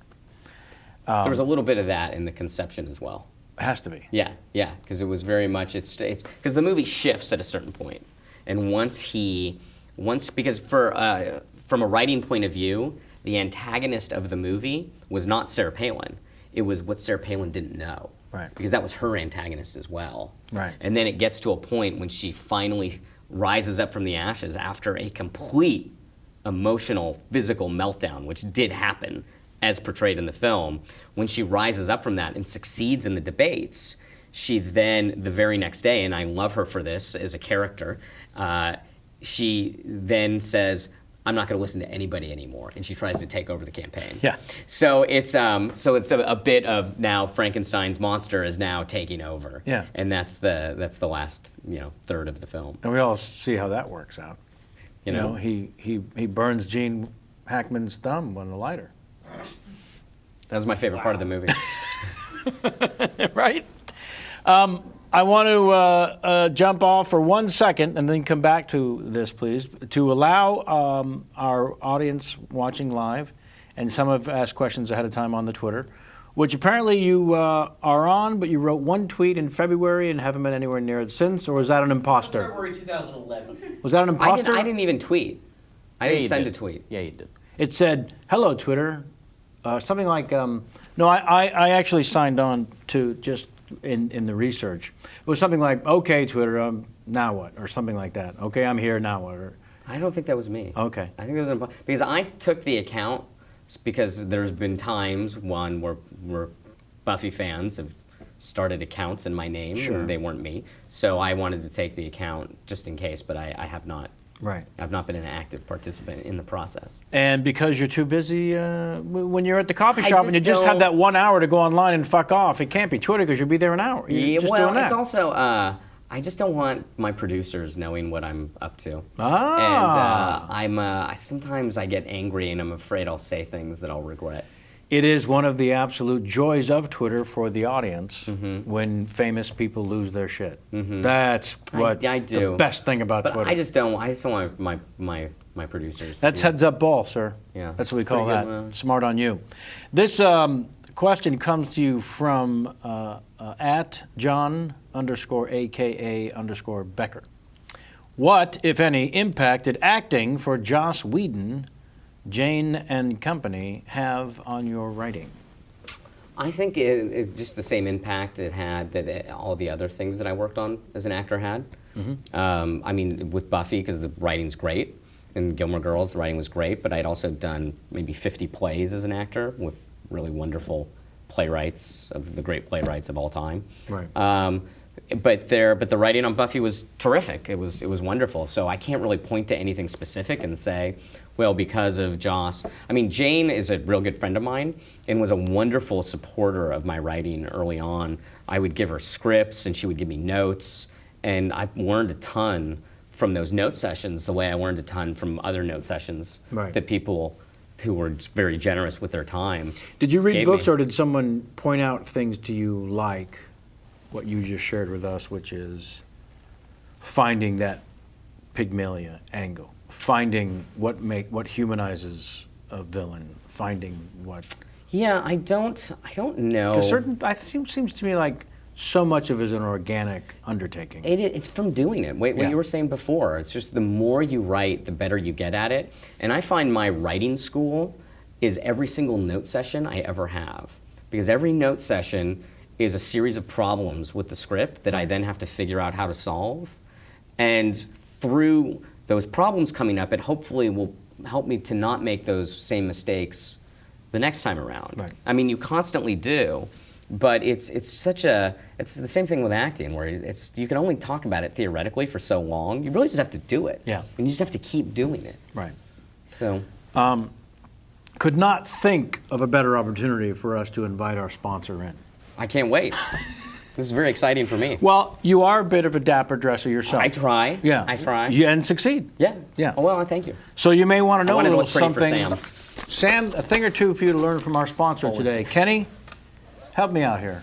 Sponsor, copy, ad, teleprompter. Fuck it, we'll do it live. We're doing it live. Let's take a second. So it says to say thanks to our sponsor for today's show, Trunk Club. That's right, everybody, Trunk Club. The outfitting service for men who don't like to shop, but who do like to look good.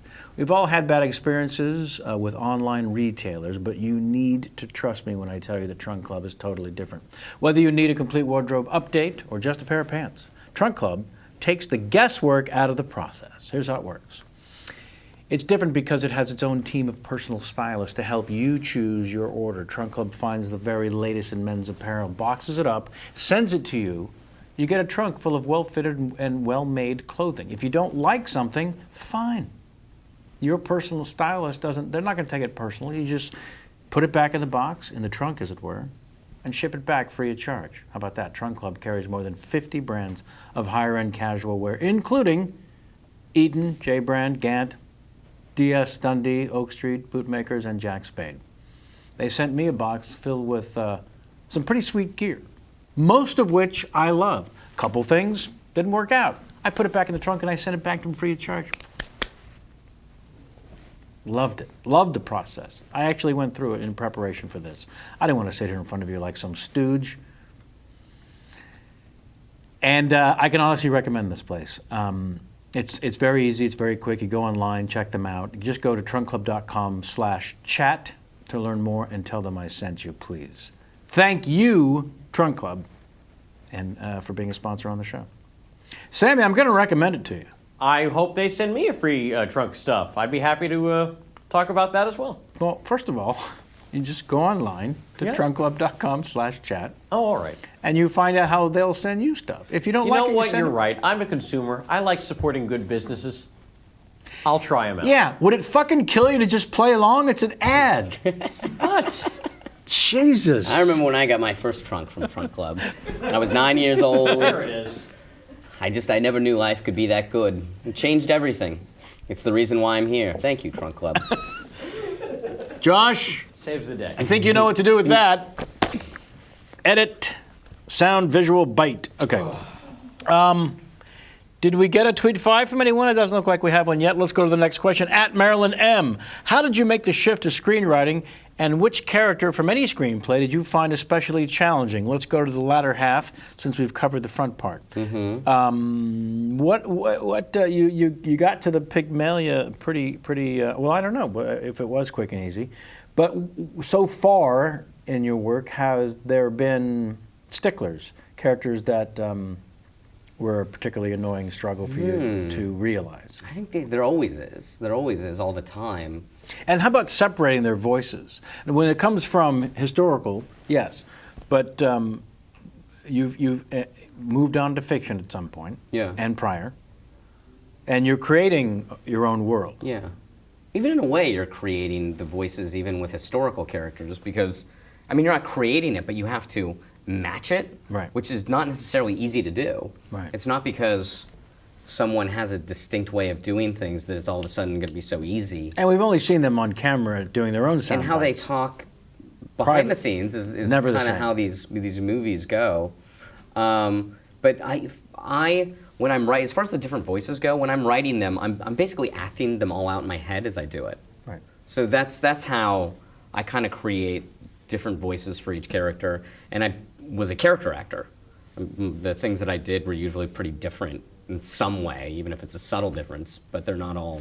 Although the same one could thing. make the argument, the grumpy-ish character you played in Sydney White. Thank you, Sydney White, was also someone who might be able to cock punch Roger Sterling. Not too dissimilar. I don't know. That's for you to say. Who am I to judge Gherkin versus Danny Siegel? It's very. It's one of the great debates of our time, though. I believe is the discussion between the nuances. Don't of the underplay two. it.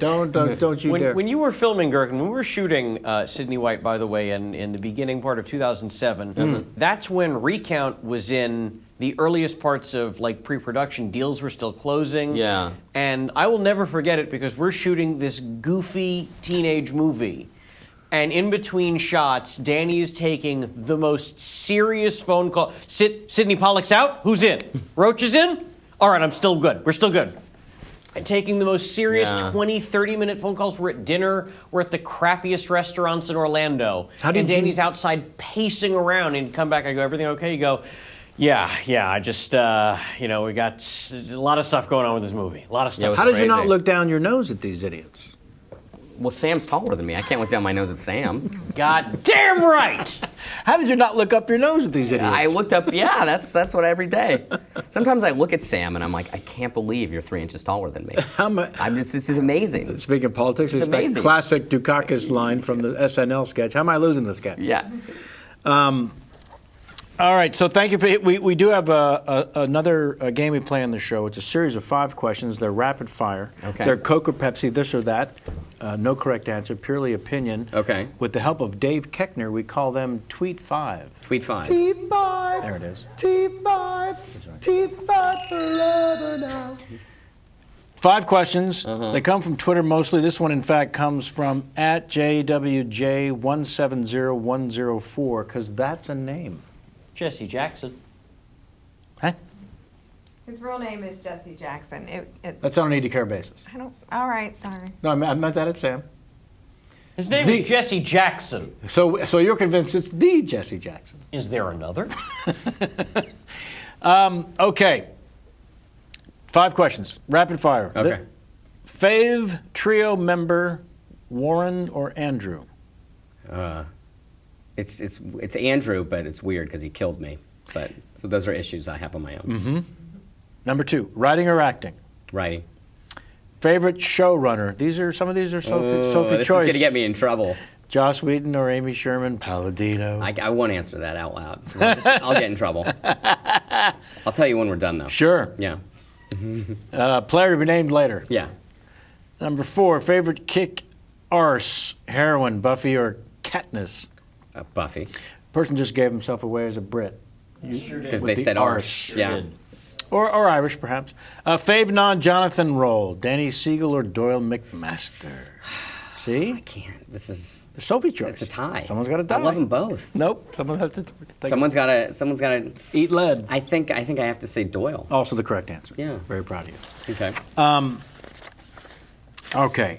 So it seems to me when it comes to Game Change, the casting of Julianne Moore is everything, Everything. right? She says no. I don't think we make the movie. Right. Again, you're at HBO. Yeah. You've proven yourself to them.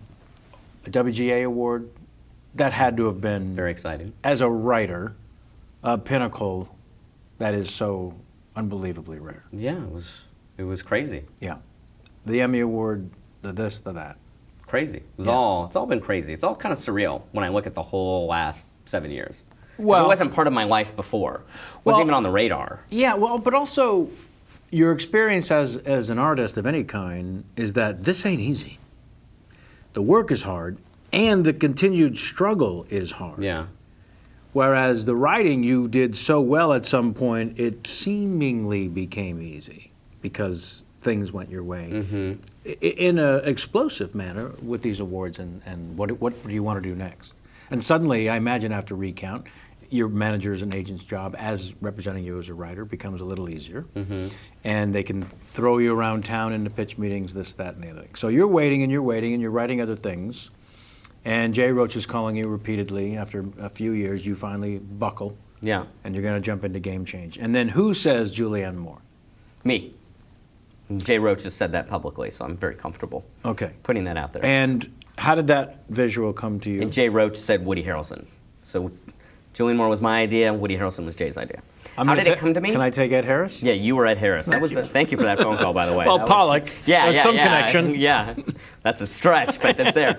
I was looking at a list of actresses, just a bunch of names, and I saw Julianne Moore's name on this list.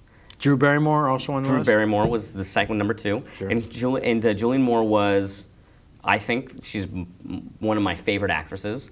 But it was the kind of actress we needed, which was someone who's a genius. I mean, she's one of the greatest actresses of our times. And I thought this role is so complicated because you're not only just doing a very, very difficult impression, but you have this emotional experience where you have to be literally the most charismatic person in American society, and then you have to have an emotional breakdown of the highest order, Right. one step away from being institutionalized. I mean, it wasn't that far, but it was a complete emotional breakdown.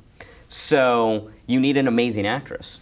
And I thought, oh, Julianne Moore could do that. Did you factor in the credibility What do you mean? that an actress like that brings to the project? Big time, definitely. And there's also that element of, she's also really famous. Yeah. Doesn't hurt. Yeah, she's a really famous actress, and everything about it was perfect, I thought. And I knew that because she has this famous look of her pale skin and her red hair, that once we just did a little bit of makeup work, I mean, it wasn't a little bit, it took a few hours, And wig but work. just a wig and some glasses and a new complexion, that it would completely transform her, and it would kind of blow people away in the transformation with something that was quite doable. We weren't going to have to do a lot of prosthetics, which we couldn't afford on an HBO type budget. So I just knew, for me, she was it. Right. And Jay wasn't sure because he didn't see it because of the look. He couldn't get past the red hair. Wow. And then he had his assistant do a mock-up where he put Sure. just a wig and some glasses on a picture of her, and she looked so much like her once we did it. And it was literally in 30 seconds he flipped and went, yeah, she's the girl, she's it. And then we made the offer, and I thought, and I was in New York at the time, and I flew out to LA because I thought if she says no, the movie's probably not going to happen, and I just kind of want to be with the ship when it goes down. I was just this weird feeling I had of like, I just want to be with Jay if the movie's not going to happen, or if it is going to happen, I want to be there too. Sure. And we made the offer to her, and I thought we'd hear in about a week, and we got a phone call that night saying she's read the script, she loves it, and she wants to talk to Jay the next day. Jesus. So the conversation started happening. Never happened. Immediately. Yeah, immediately. It was very exciting. Yeah. Oh, man. And then the rest of the casting, and Woody Harrelson. And then Woody came on, and then literally they just all came on. It was, and we had the same thing with Recount too, where Kevin Spacey, he says yes. Tom Wilkinson, he says yes. Laura Dern, that's a genius performance. I think Laura Dern in Recount as Catherine Harris is Crazy. off the hook. Yeah. And yeah, everyone says Hollywood doesn't want to make political movies, and it's true. Studios and financiers aren't so interested, but who is interested is the talent. Yeah. And so when you finally get one going, you get a lot of great talent that's really interested if they like the script. Speaking of which, the talent behind Lee Daniels, the Butler, Butler. Yes, we're finally getting to it. seems a little ridiculous. It's unbelievable, right? Yeah. Oprah hadn't acted in. 15 years. That's ridiculous. Yeah, beloved.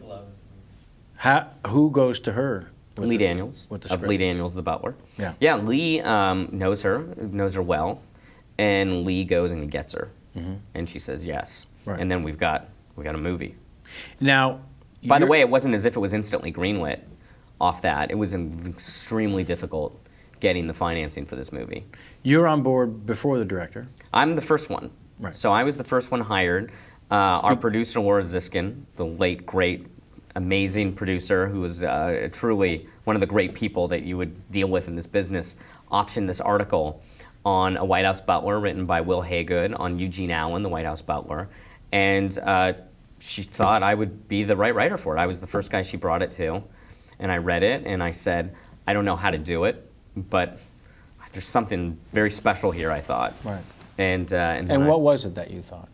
The idea of being with a White House butler meant you could be in the White House for any historical event of the last 15 years and see the presidents dealing with those issues. And I thought, wow, how often do you have a dramatic situation that you can be a fly in the wall of the Oval Office? And then I thought, okay, so, but it's about the butler, right? It's not about the presidents. So if we could show how the decisions these presidents are making affect our butler and his family, then you could tell a really personal story that also is a really rich historical story. Because he represents the working class. Because he represents the working class. And so that was sort of the big breakthrough. I had two really big breakthroughs on that project because it felt impossible. It was so daunting. How do you do this?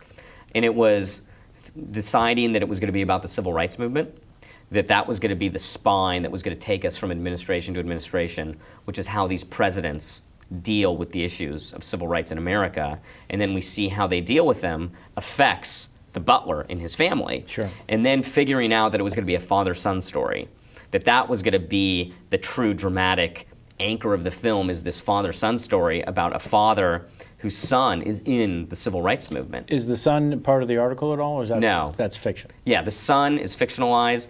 The butler himself is not the butler in the article. The butler in the article's name is Eugene Allen. In the movie, the character's named Cecil Gaines, and he's a composite character of Eugene Allen. Other butlers I interviewed. Right. I got anecdotes about family members that were in the civil rights movement that they would have to see their family members getting beaten in the streets as they were in the White House. So there's a lot of truth in all of this story. But it's definitely the Gaines family of Cecil Gaines, Gloria, his wife, and Louis Gaines, his son. They're composite characters, and they are trying to represent, for me, not the prototypical African-American family, but the prototypical American family during this time. That this is an American story, a story of who we are as a nation and how we got to where we are now. Do you feel the efforts of research feel to you at times journalistic? Oh, definitely. But it's journalistic I think in a different way than how journalists approach it. I rely on journalists. They're everything because their accounts are what I use to create these stories. But when I go and I interview people, I'm looking for their own personal emotional experience of what they lived through and what these events mean to them and how they affect them personally.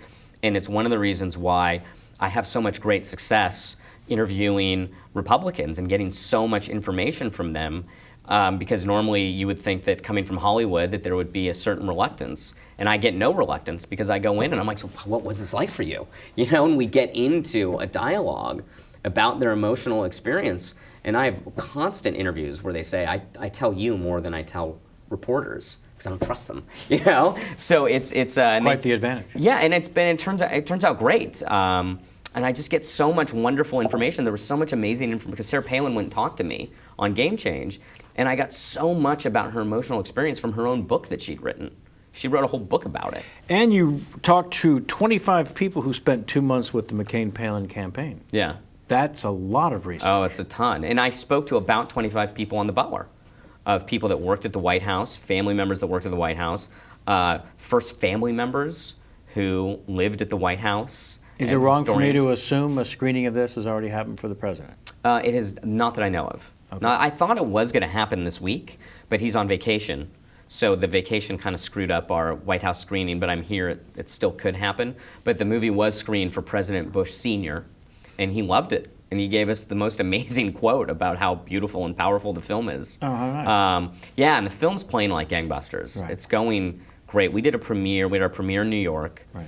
And it goes to black, and the audience just started screaming, and they gave it a standing ovation.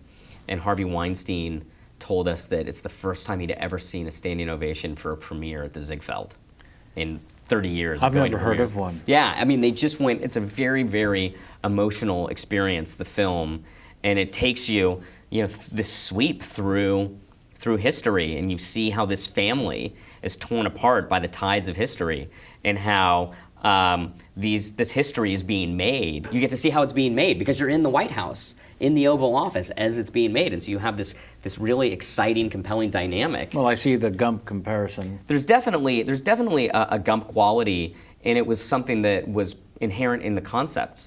I very early on told Laura Ziskin, I said, I see this is much more Forrest Gump than Remains of the Day. Right. That was something I said verbatim to her, and she said, good, that's what we want. Right. And I also said, this is going to be about the civil rights movement.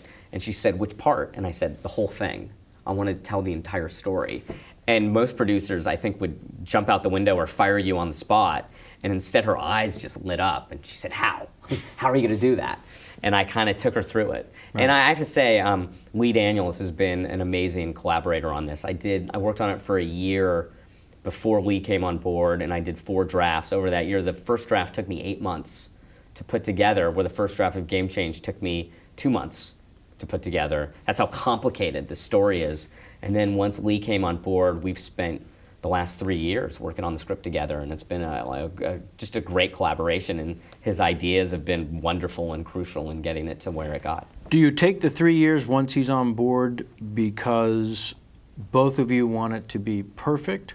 Or during that 3 years, money is still being gathered to make the thing? Has it been greenlit and people are just waiting 3 years? No, they're not. It goes on for 3 years because we can't get the movie made. Right. That's how long it takes to get the movie made, and then it's not like we're spending every day for 3 years working together. I mean, he went and goes off and does a whole other movie, right. And I did Game Change actually during that time. Sure. But nonetheless, we're still working on the script throughout the period. Right. And a lot of back and forth. And yeah, it took so long to get it made. It was very discouraging because we had a true all-star cast. We had all these famous movie stars playing all the presidents. We had Oprah Winfrey. We had Forrest Whitaker. And you still can't... We still couldn't get Hollywood to give us, at the time, was $19 million to make the movie. Now the budget went up to 25. But it was privately financed. Even based on your success as a writer, Lee Daniels' success... Coming off a Precious Oscar nomination. How do you... So for those of you out there wondering why you can't raise money, here's what happens when you've got every single element lined up perfectly. And everyone loved the script. Exactly. And the response was, yeah, it's a great script and what a great cast, but black films, well, it's a tough sell to international. That was it. That was it. It was those films don't sell international. And then when we sold the movie international, it was a blockbuster sale. It sold for double what the foreign sales predicted, and they made a killing. So the company that bought the foreign sales, which they bought it for a pretty good price because we couldn't get it, they made a killing off of it. So much so that they gave us some back and put it in the budget. Wow. Yeah. Everyone was just, it's crazy, right? I mean, people were really passionate about. People were just really passionate about this project. In no way, shape, or form as a way to jinx you. Yeah. I'm going to be the 73rd person to say that you're going to get nominated for an Oscar. And I feel like I was just jinxed. Yeah. And I'm knocking wood as I say it. Okay. And I'm going to be the 34th person to say that you're going to win. Wow. Yeah. All right. So when you do... I don't know. We'll see. So when you do... I will thank you No, first. I would never ask that. Samm Levine. But I would like you to just at some point work in... It's organic to whatever speech you give. Yeah. I do want to give thanks to the people who sort of supported this along the way. And then I'll know that I'm a part of that. Yeah, it's all you. Having insisted this now. At the table. But so let's talk about the weirdness of accomplishment, struggle of the 3 years, trying to find the money, getting this cast, everything falls into place somehow. Yeah. You make the thing, and then it gets to this point of stress and pressure of something as silly as Oscar buzz, because it is that time of year. We're going into the fall. We're going in. Mm-hmm. In fact, there was a big announcement that Harvey said, we're not going to wait till Oscar season. We're going to put this film out. And even that said Oscar buzz. Yeah. How much of that dances somewhere in your head? Well, all I care about right now is the movie. Sure. And the movie succeeding, because Right. we haven't opened yet. Of course. So I get worried about all the Oscar talk, which there has been some, because I worry that it creates really high expectations. Worst thing. That aren't helpful. That can maybe not be helpful. Right. And that people are watching the movie through the lens of how much of a contender is it. And I worry about that because it's like, well, first off, it's a story that we've made that we want you to enjoy, Yeah. and that you would think about the Oscar part after, or the awards part after. Well, this is one of the reasons I asked, because I've recently discovered, even though it's painfully obvious and has been for forever, whatever your expectations are going into seeing a movie will completely and utterly determine your experience. Yeah. More so than the actual quality of the film. Yeah. If your expectations are lowered, and somebody, like the new Woody Allen movie, I'm going out of my way to tell people, don't fall for the marketing. The marketing's trying to make it look like a comedy. If you go in thinking that it's not a comedy, it's a great film. Or at least a damn good one. Yeah. But if you go in thinking it's a comedy, you're going to be upset. Yeah. Those fucking expectations. So the thing about the Oscar buzz is exactly that. Let's calm the fuck down, everybody. Yeah. Myself But, included. Yeah, I mean, right now, I'm just, but I still thank you for your predictions, and it's kind It's of only you. because there's some sort of record going on. Sure. So we're filming this, but yeah, it's as of right now. I mean, I'm literally in the middle of the big song and dance of promoting a movie. So, and it's a very tense. It's an intense process of going to screenings and doing panels, and I'm doing panels with Oprah Winfrey.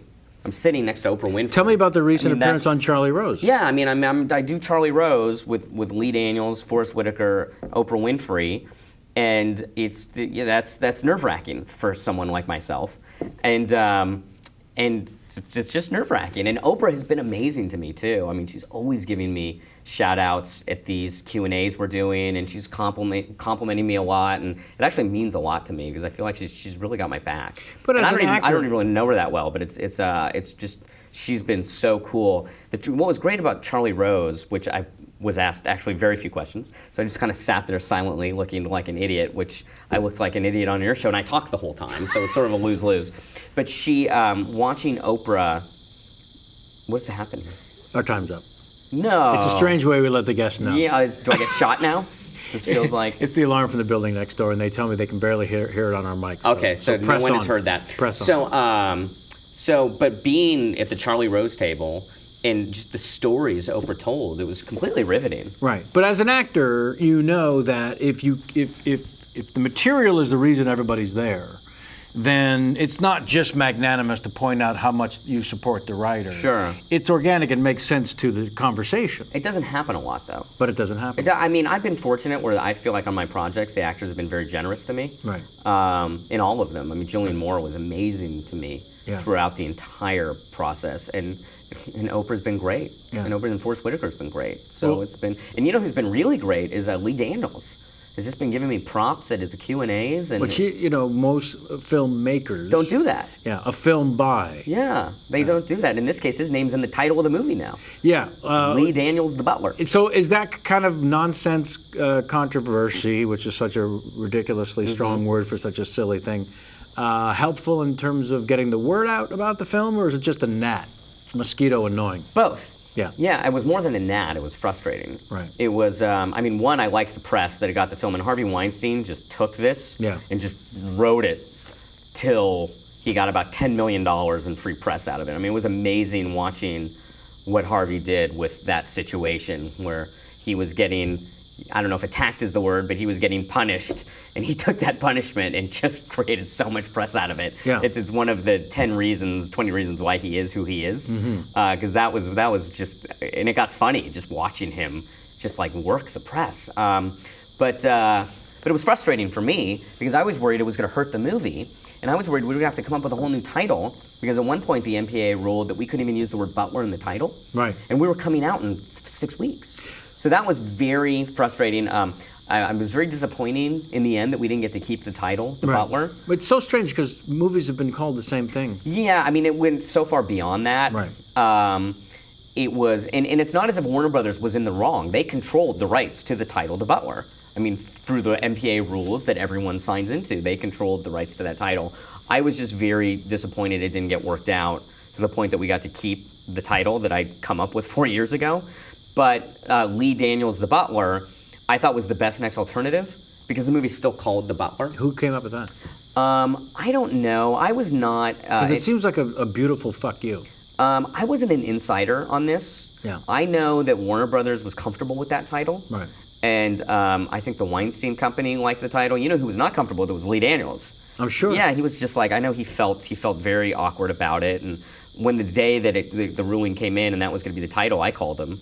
And I'm like, you're a brand now, baby. You're a brand, you know? And he laughed, but he was just, he was concerned about it because it just, I don't know, it just creates an odd expectation. If someone doesn't know the story, then who knows what they're going to think. Also, for people not in the know, it suggests that it was Lee Daniels' idea to call it Lee Daniels The Butler. Yeah. And that would be the antithesis. Of what it was. And of what he wants. Yeah. Ken Burns' The Civil War Yeah. is fucking obnoxious. Yeah. At the same time, it's kind of cool for him in that if you don't think about it in those terms, your name becomes really famous. I mean, your name is just out there. It's registered at the Library of Congress. Yeah. I mean, that's the big time. Danny Strong's The Butler? I fought for it. I fought for Samm Levine's The Butler. Well, and I just was like, and no one got it. No one got it, but give him time. They'll give come him around. time. The people. Yeah. Yeah. Oh, and by the way, I just want to put this out there, that if I am not mentioned specifically by name in the Oscar thank you speech, Yeah. I'm going to be furious. As you should be. As you should be. Furious. See, I think this speaks to the friendship. That you can make those sort of demands and then he can placate you. Yeah, no, it's gonna happen. Oh, I but know. yeah, I've been hearing a lot of the Oscar stuff, but when I hear it, it tenses me up. Yeah. Because you're like, okay, I don't know, like, because you just never know, right? I can There's all tell sorts you- of films that people talk in these terms, and then by the end of the year, you've forgotten about them. I can so. also tell you that, unfortunately, the more it happens, the more you're set up for a potential wild disappointment. A past guest here, no reason to name names, I suppose, had been basically promised by every news organization and person of actual knowledge of these things. Once the nomination came in, here's why you're a shoo-in. And those 17 reasons absolutely made sense. On top of which was, it's politically correct at this time of the world's life that you would... And then when it doesn't happen, he just had to go on a long drive in the car and because he had fallen for it. Yeah. That's the rub. Well, and I'm certainly not falling for it. Like Not yet. Right now, yeah. It's August. Right now, I just want people to see the movie. I want the movie to be successful. Please. And I think that I've seen it with many audiences now, and it's a powerful emotional experience. What happened to you when the people leapt to their feet with the standing ovation at the Ziegfeld? I couldn't. It was. How do you not weep? Yeah, I mean, it's just overwhelming. Well, I'm a tough guy. I don't weep. It's like when Sam hit me with the hammer. You're not gonna see me weeping. Not even a wince. Not even a wince. It was everything you could possibly have dreamed for and want. But see, I disagree. In a response. I disagree. Uh-huh. I think not even the most egotistical person could dream that the people would stand for I them. never could dream. Exactly. Yeah, it would never. That's like, what I'm like saying. You want. You know. I It's remember. too much. I remember at the Game Change premiere in L.A.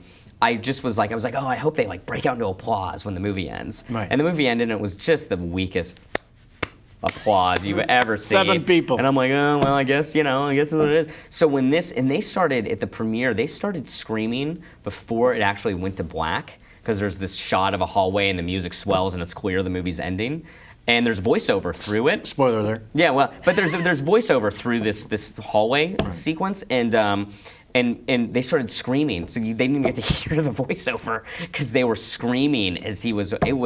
It was a very very special night, and I spoke to Lee. I mean, right afterwards, and we were blown away by it. It was amazing. It was just really does amazing. it. And I'll always have that. Yeah. I like for the rest of my life, I'll always have that moment where when The Butler ended, the audience went batshit insane for the movie. At one of the most historical venues. The Ziegfeld In this New country. York City, Yeah. and then they gave it a standing ovation, and yeah, it was like a great life moment. Yeah. Yeah. We have to wrap things up because you do have to go to a panel No, for wait, we got the more time. Academy. I got more Samm Levine stories. So when Sam and I, We've this had is a plenty. good one. This is a good one. This is a good. All right. Sam and you are working on Mockingjay Part 1 and 2. Yes. Is that correct? Yes. All right, so here's one of those things where I was saying before, a movie is being made or something, and they say, send us your writers, and a bunch of them pitch into, in this case, Lionsgate, who has this juggernaut of a success in Hunger Games. And they decide they're going to do the last one in 2 parts, I think. Yes. Before you pitch. Yes. So you have to pitch just 1 part. 2 parts. Oh, you have to pitch both.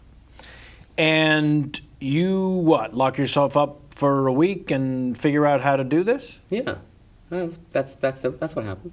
Seriously? Yeah. And it was no guarantee that I'd get to write the second one, but they still wanted you They'd to have an pitch. option. Yeah, they'd have the option, but they still wanted me to pitch, and I did, and I was up against 7 other writers, and I never thought I'd get the job. Because you knew who they were? No, I didn't even know who they were. I just didn't. Did you want to know? No, because I didn't ask. Yeah. Yeah, I just didn't want. I just thought the whole thing is a crazy long shot. I'm not going to worry about this. I'll just go through it, and I'll just kind of go for it. But it's not going to happen. So when you took a week, having been a fan and seen the original Hunger Games at least 7 times prior to even Sure. getting this opportunity. Sure. Actually, I'd never read the books, Right. and I saw the first movie and loved it. I thought the first movie was great. So then first thing I did, and I told them that when they called. I said, yeah, I haven't read the books, but I thought the first movie was great. And so I read the 3rd book right away and thought, okay, I think I could do this. And I thought the book was killer. I really liked it. So I put together a pitch for 2 movies, and then did it, and then ended up getting the job, and then wrote part 1, and then they hired me to write part 2, and then I wrote part 2. They hired you to write part 2 based on just reading part 1. Obviously, they're nowhere The day near. I turned it in. Yeah. Hello? The day I turned it in, the studio called, and they said, we love it. We want you to write part 2, and we want you to start tomorrow. That's a Because horrible. the schedule was so fast. That's a horrible phone call to get. It was pretty good. It was nice. Yeah, that was a good phone call. So then I wrote, and then yeah, that's been it. Yeah. So awards, it's these sort of accomplishments based on your own hard work. That What do you mean? I mean, nominations, awards, meh. The awards are great and it's exciting and it's Sure. really fun, but it's not what it's about. It's about going to the coffee shop every day and figuring out the story, and that's the everyday. I mean, I did because I was nominated on Recount, I lost. The next day I was writing. I was nominated Game Change, I won. The next day I was writing. Right. It's just back at it. Right. And in fact, during award season, I was constantly just thinking about my scripts. And every day I would just back at it. Like that's what you're doing. Right. But the awards are, nominate me for something. I'll be there and Sure. I'll buy a new suit and I'll really want to win. But either way, it's not what it's about.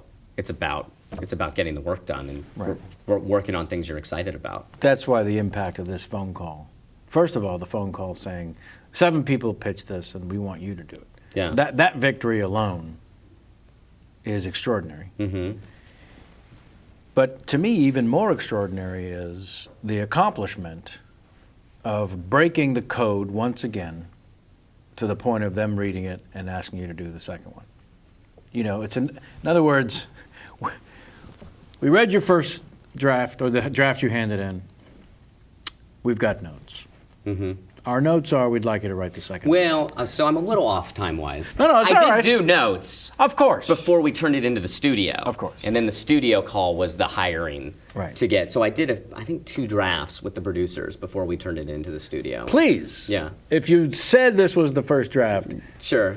you might not make it to your call. No, it was great. It was great. I mean, look, these are big tentpole movies based on iconic, really, really good books. Right. I mean, these books are great, and people love them. So this is not my vision. Oh, no, but I I'm mean- like they're trying to facilitate. But the a lot accomplishment of people. getting the gig, based on what you just it was said, great, and the yeah. accomplishment of getting the gig on the second one is your effort. Absolutely. Yeah. I mean, they're not my projects. Like Game Change feels like my project. If or I the may, Butler, so but- far, looking at your dossier, Uh-huh. I would suggest you do not write an original piece ever. No, why? Yeah. Well, you can just take other people's Don't ideas. fall for that. Yeah. Can I make a suggestion? Yeah. Please. A body switching comedy. See, that's what I did. You know, here's the thing with original work. Body switching drama. Even let me That's get what needs through to it. happen. Make it a drama. Unless it's a comedy, which I failed at after 4 years of doing it. There's not a lot of places for original work Right. in movies. Right. It's very interesting, but the way the marketplace works right now, I don't know if I could sell an original idea to a studio that wasn't a comedy. Maybe a horror film, Right. but I don't write horror films. Yet. And so part of that comes from a little bit of the marketplace as well. Right. So the realities of how the business works. But I think that when you've got auteurs like Quentin Tarantino and Paul Thomas Anderson, I mean, those guys are writing original screenplays. But then you've got Alexander Payne, and those movies are all adaptations from books, and they're all brilliant. They're all just brilliant. I mean, those are, Alexander Payne's my hero. Paul Thomas Anderson's my hero. What about Wes Anderson? That's a truly original. Right. That's an original American voice. Yeah. In a way of. He's probably, of all those names, well, I'd say him and Quentin Tarantino are the most unique voices Right. of that group. And in some cases, Wes Anderson, it's the voice sometimes in the movies is even more important than the story, Right. where it's so much about this kind of stylized world. And then you've got movies like Moonrise Kingdom, where he's got kind of the perfect balance of both. Right. And then it's a home run out of the park masterpiece. Yeah. Yeah. Boy, I love him. Yeah. You did a pilot with David O. Russell, yes? David O. Yeah. That he directed. Well, we didn't go. Didn't happen? It didn't happen. It still might, though. Someone else might pick it up. We're talking to another network. But you shot the pilot. We didn't even shoot the pilot. Oh. That was amazing because It's extraordinarily amazing. we were in the middle of award season with Silver Linings Playbook and Game Change, and the network still didn't shoot it. What are you going to do? It's crazy. Well, But someone else is interested, so... Pull a Kerry Russell, cut off all your hair. Yeah, right? And that's another one of my favorite filmmakers of right now is David O. Russell. I love his movies, and I can't wait for American Hustle. Did you see the trailer? no. Oh, see the trailer. It looks like it's going to be one of the coolest movies. How of can the it year. not? I mean, Yeah, it's just, he too is a unique voice. yeah, he's amazing. Thankfully the alarm stopped because our dear friend Corey said, actually the alarm is plenty audible. But we worked through it. We just kept talking. Yeah, we were good. This is why you should not ever listen to the show with earbuds. If you just listen to it and watch it over your computer, that probably wouldn't have been bothersome at all. Your speakers are crap. You wouldn't be able to hear that. No. All right. I threatened you about the Larry King game. So first, let me just thank you very, very much for making time for us. Not just your interest in the past when you weren't inundated with the current design and attempts at taking your time, No, thank you for having me. but right here in the eye of the hurricane. And so thank you for that. And then now, in order to get out of here, you've got to give us a Larry King game, and I'm going to ask you to draw upon your comedic skills and your dramatic skills and your improvisational All right, this is skills. a lot of pressure. So it's a bad Larry King impression. Okay. So there's no pressure to do a good one. I want a bad one. It doesn't matter what it sounds like. Some people have done them as a woman so far. There's no way to fuck that up. Okay. And then you, at some point, must have seen the Larry King show where he would look in the camera, say something about himself, Oreo cookies, and then he would go to the phones. So I need a meaningless piece of information that Larry would share about himself, not about you at all. You're Larry. Okay. I want you to be Larry. Okay. And then go to the phones, and the name of the city is funny sounding. I'm going to be very happy. There's your camera, sir. When you're ready. Oh, right into camera? Right into This the is a lot lens. of- This is a lot of pressure. Right down the So are you going barrel. to say action, or do I just do it? Or? I'm going to give you action. Okay. Yeah. And action, please. On the next break, I'm going to go shoot some ducks in a barrel. Judy from Poughkeepsie. There it is. And the callback. Callback. You can't ask for more than that. We started with the comeback. We end with the callback. I like it. Thank you, Dan. Thank you, sir. It was Honestly a lot of fun. and truly. All right. Sit there uncomfortably, if you would, for 60 seconds while I wrap things up for the Okay. folks at home. Next week, Dick Van Dyke. What the hell? my God. How'd that happen?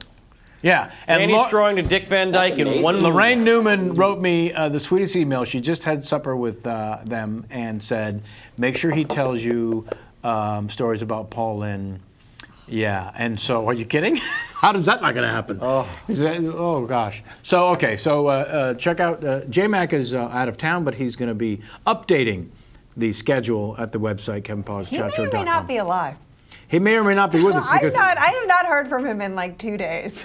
well, he's in Pittsburgh. He said But he drank I talk to him 36 every Yinling. day. How many But I'm Yinling in the first concerned. 36 hours? He had 16 Yinlings in the first 36 hours. Nope. Yeah. That's 2/3 of a case, everybody. Nope, for those he's of you gone. doing the quick math on beer. J-Mac will be missed. You know, you had such a nice bromance going on, Really, too. yeah. Negrin, Josh, could you please put together a memorial reel on J-Mac that we can show next week, please?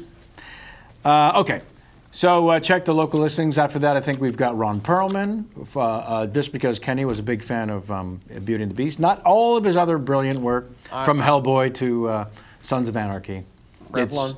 It's all the prosthetic makeup for Beauty and the Beast. That's why Kenny can't wait. And then some other Bonnie Hunt and some other people are coming, so check the listings.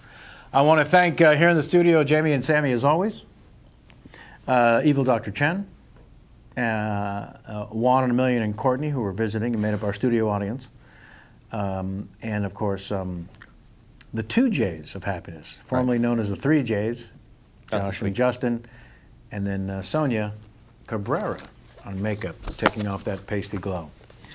Elaine Ewing, our social media genius, and our own overlord of this studio space who made a cameo in the outer part. I'll give a little shout out to Jason Kalkanis. Thanks once again for letting us loiter.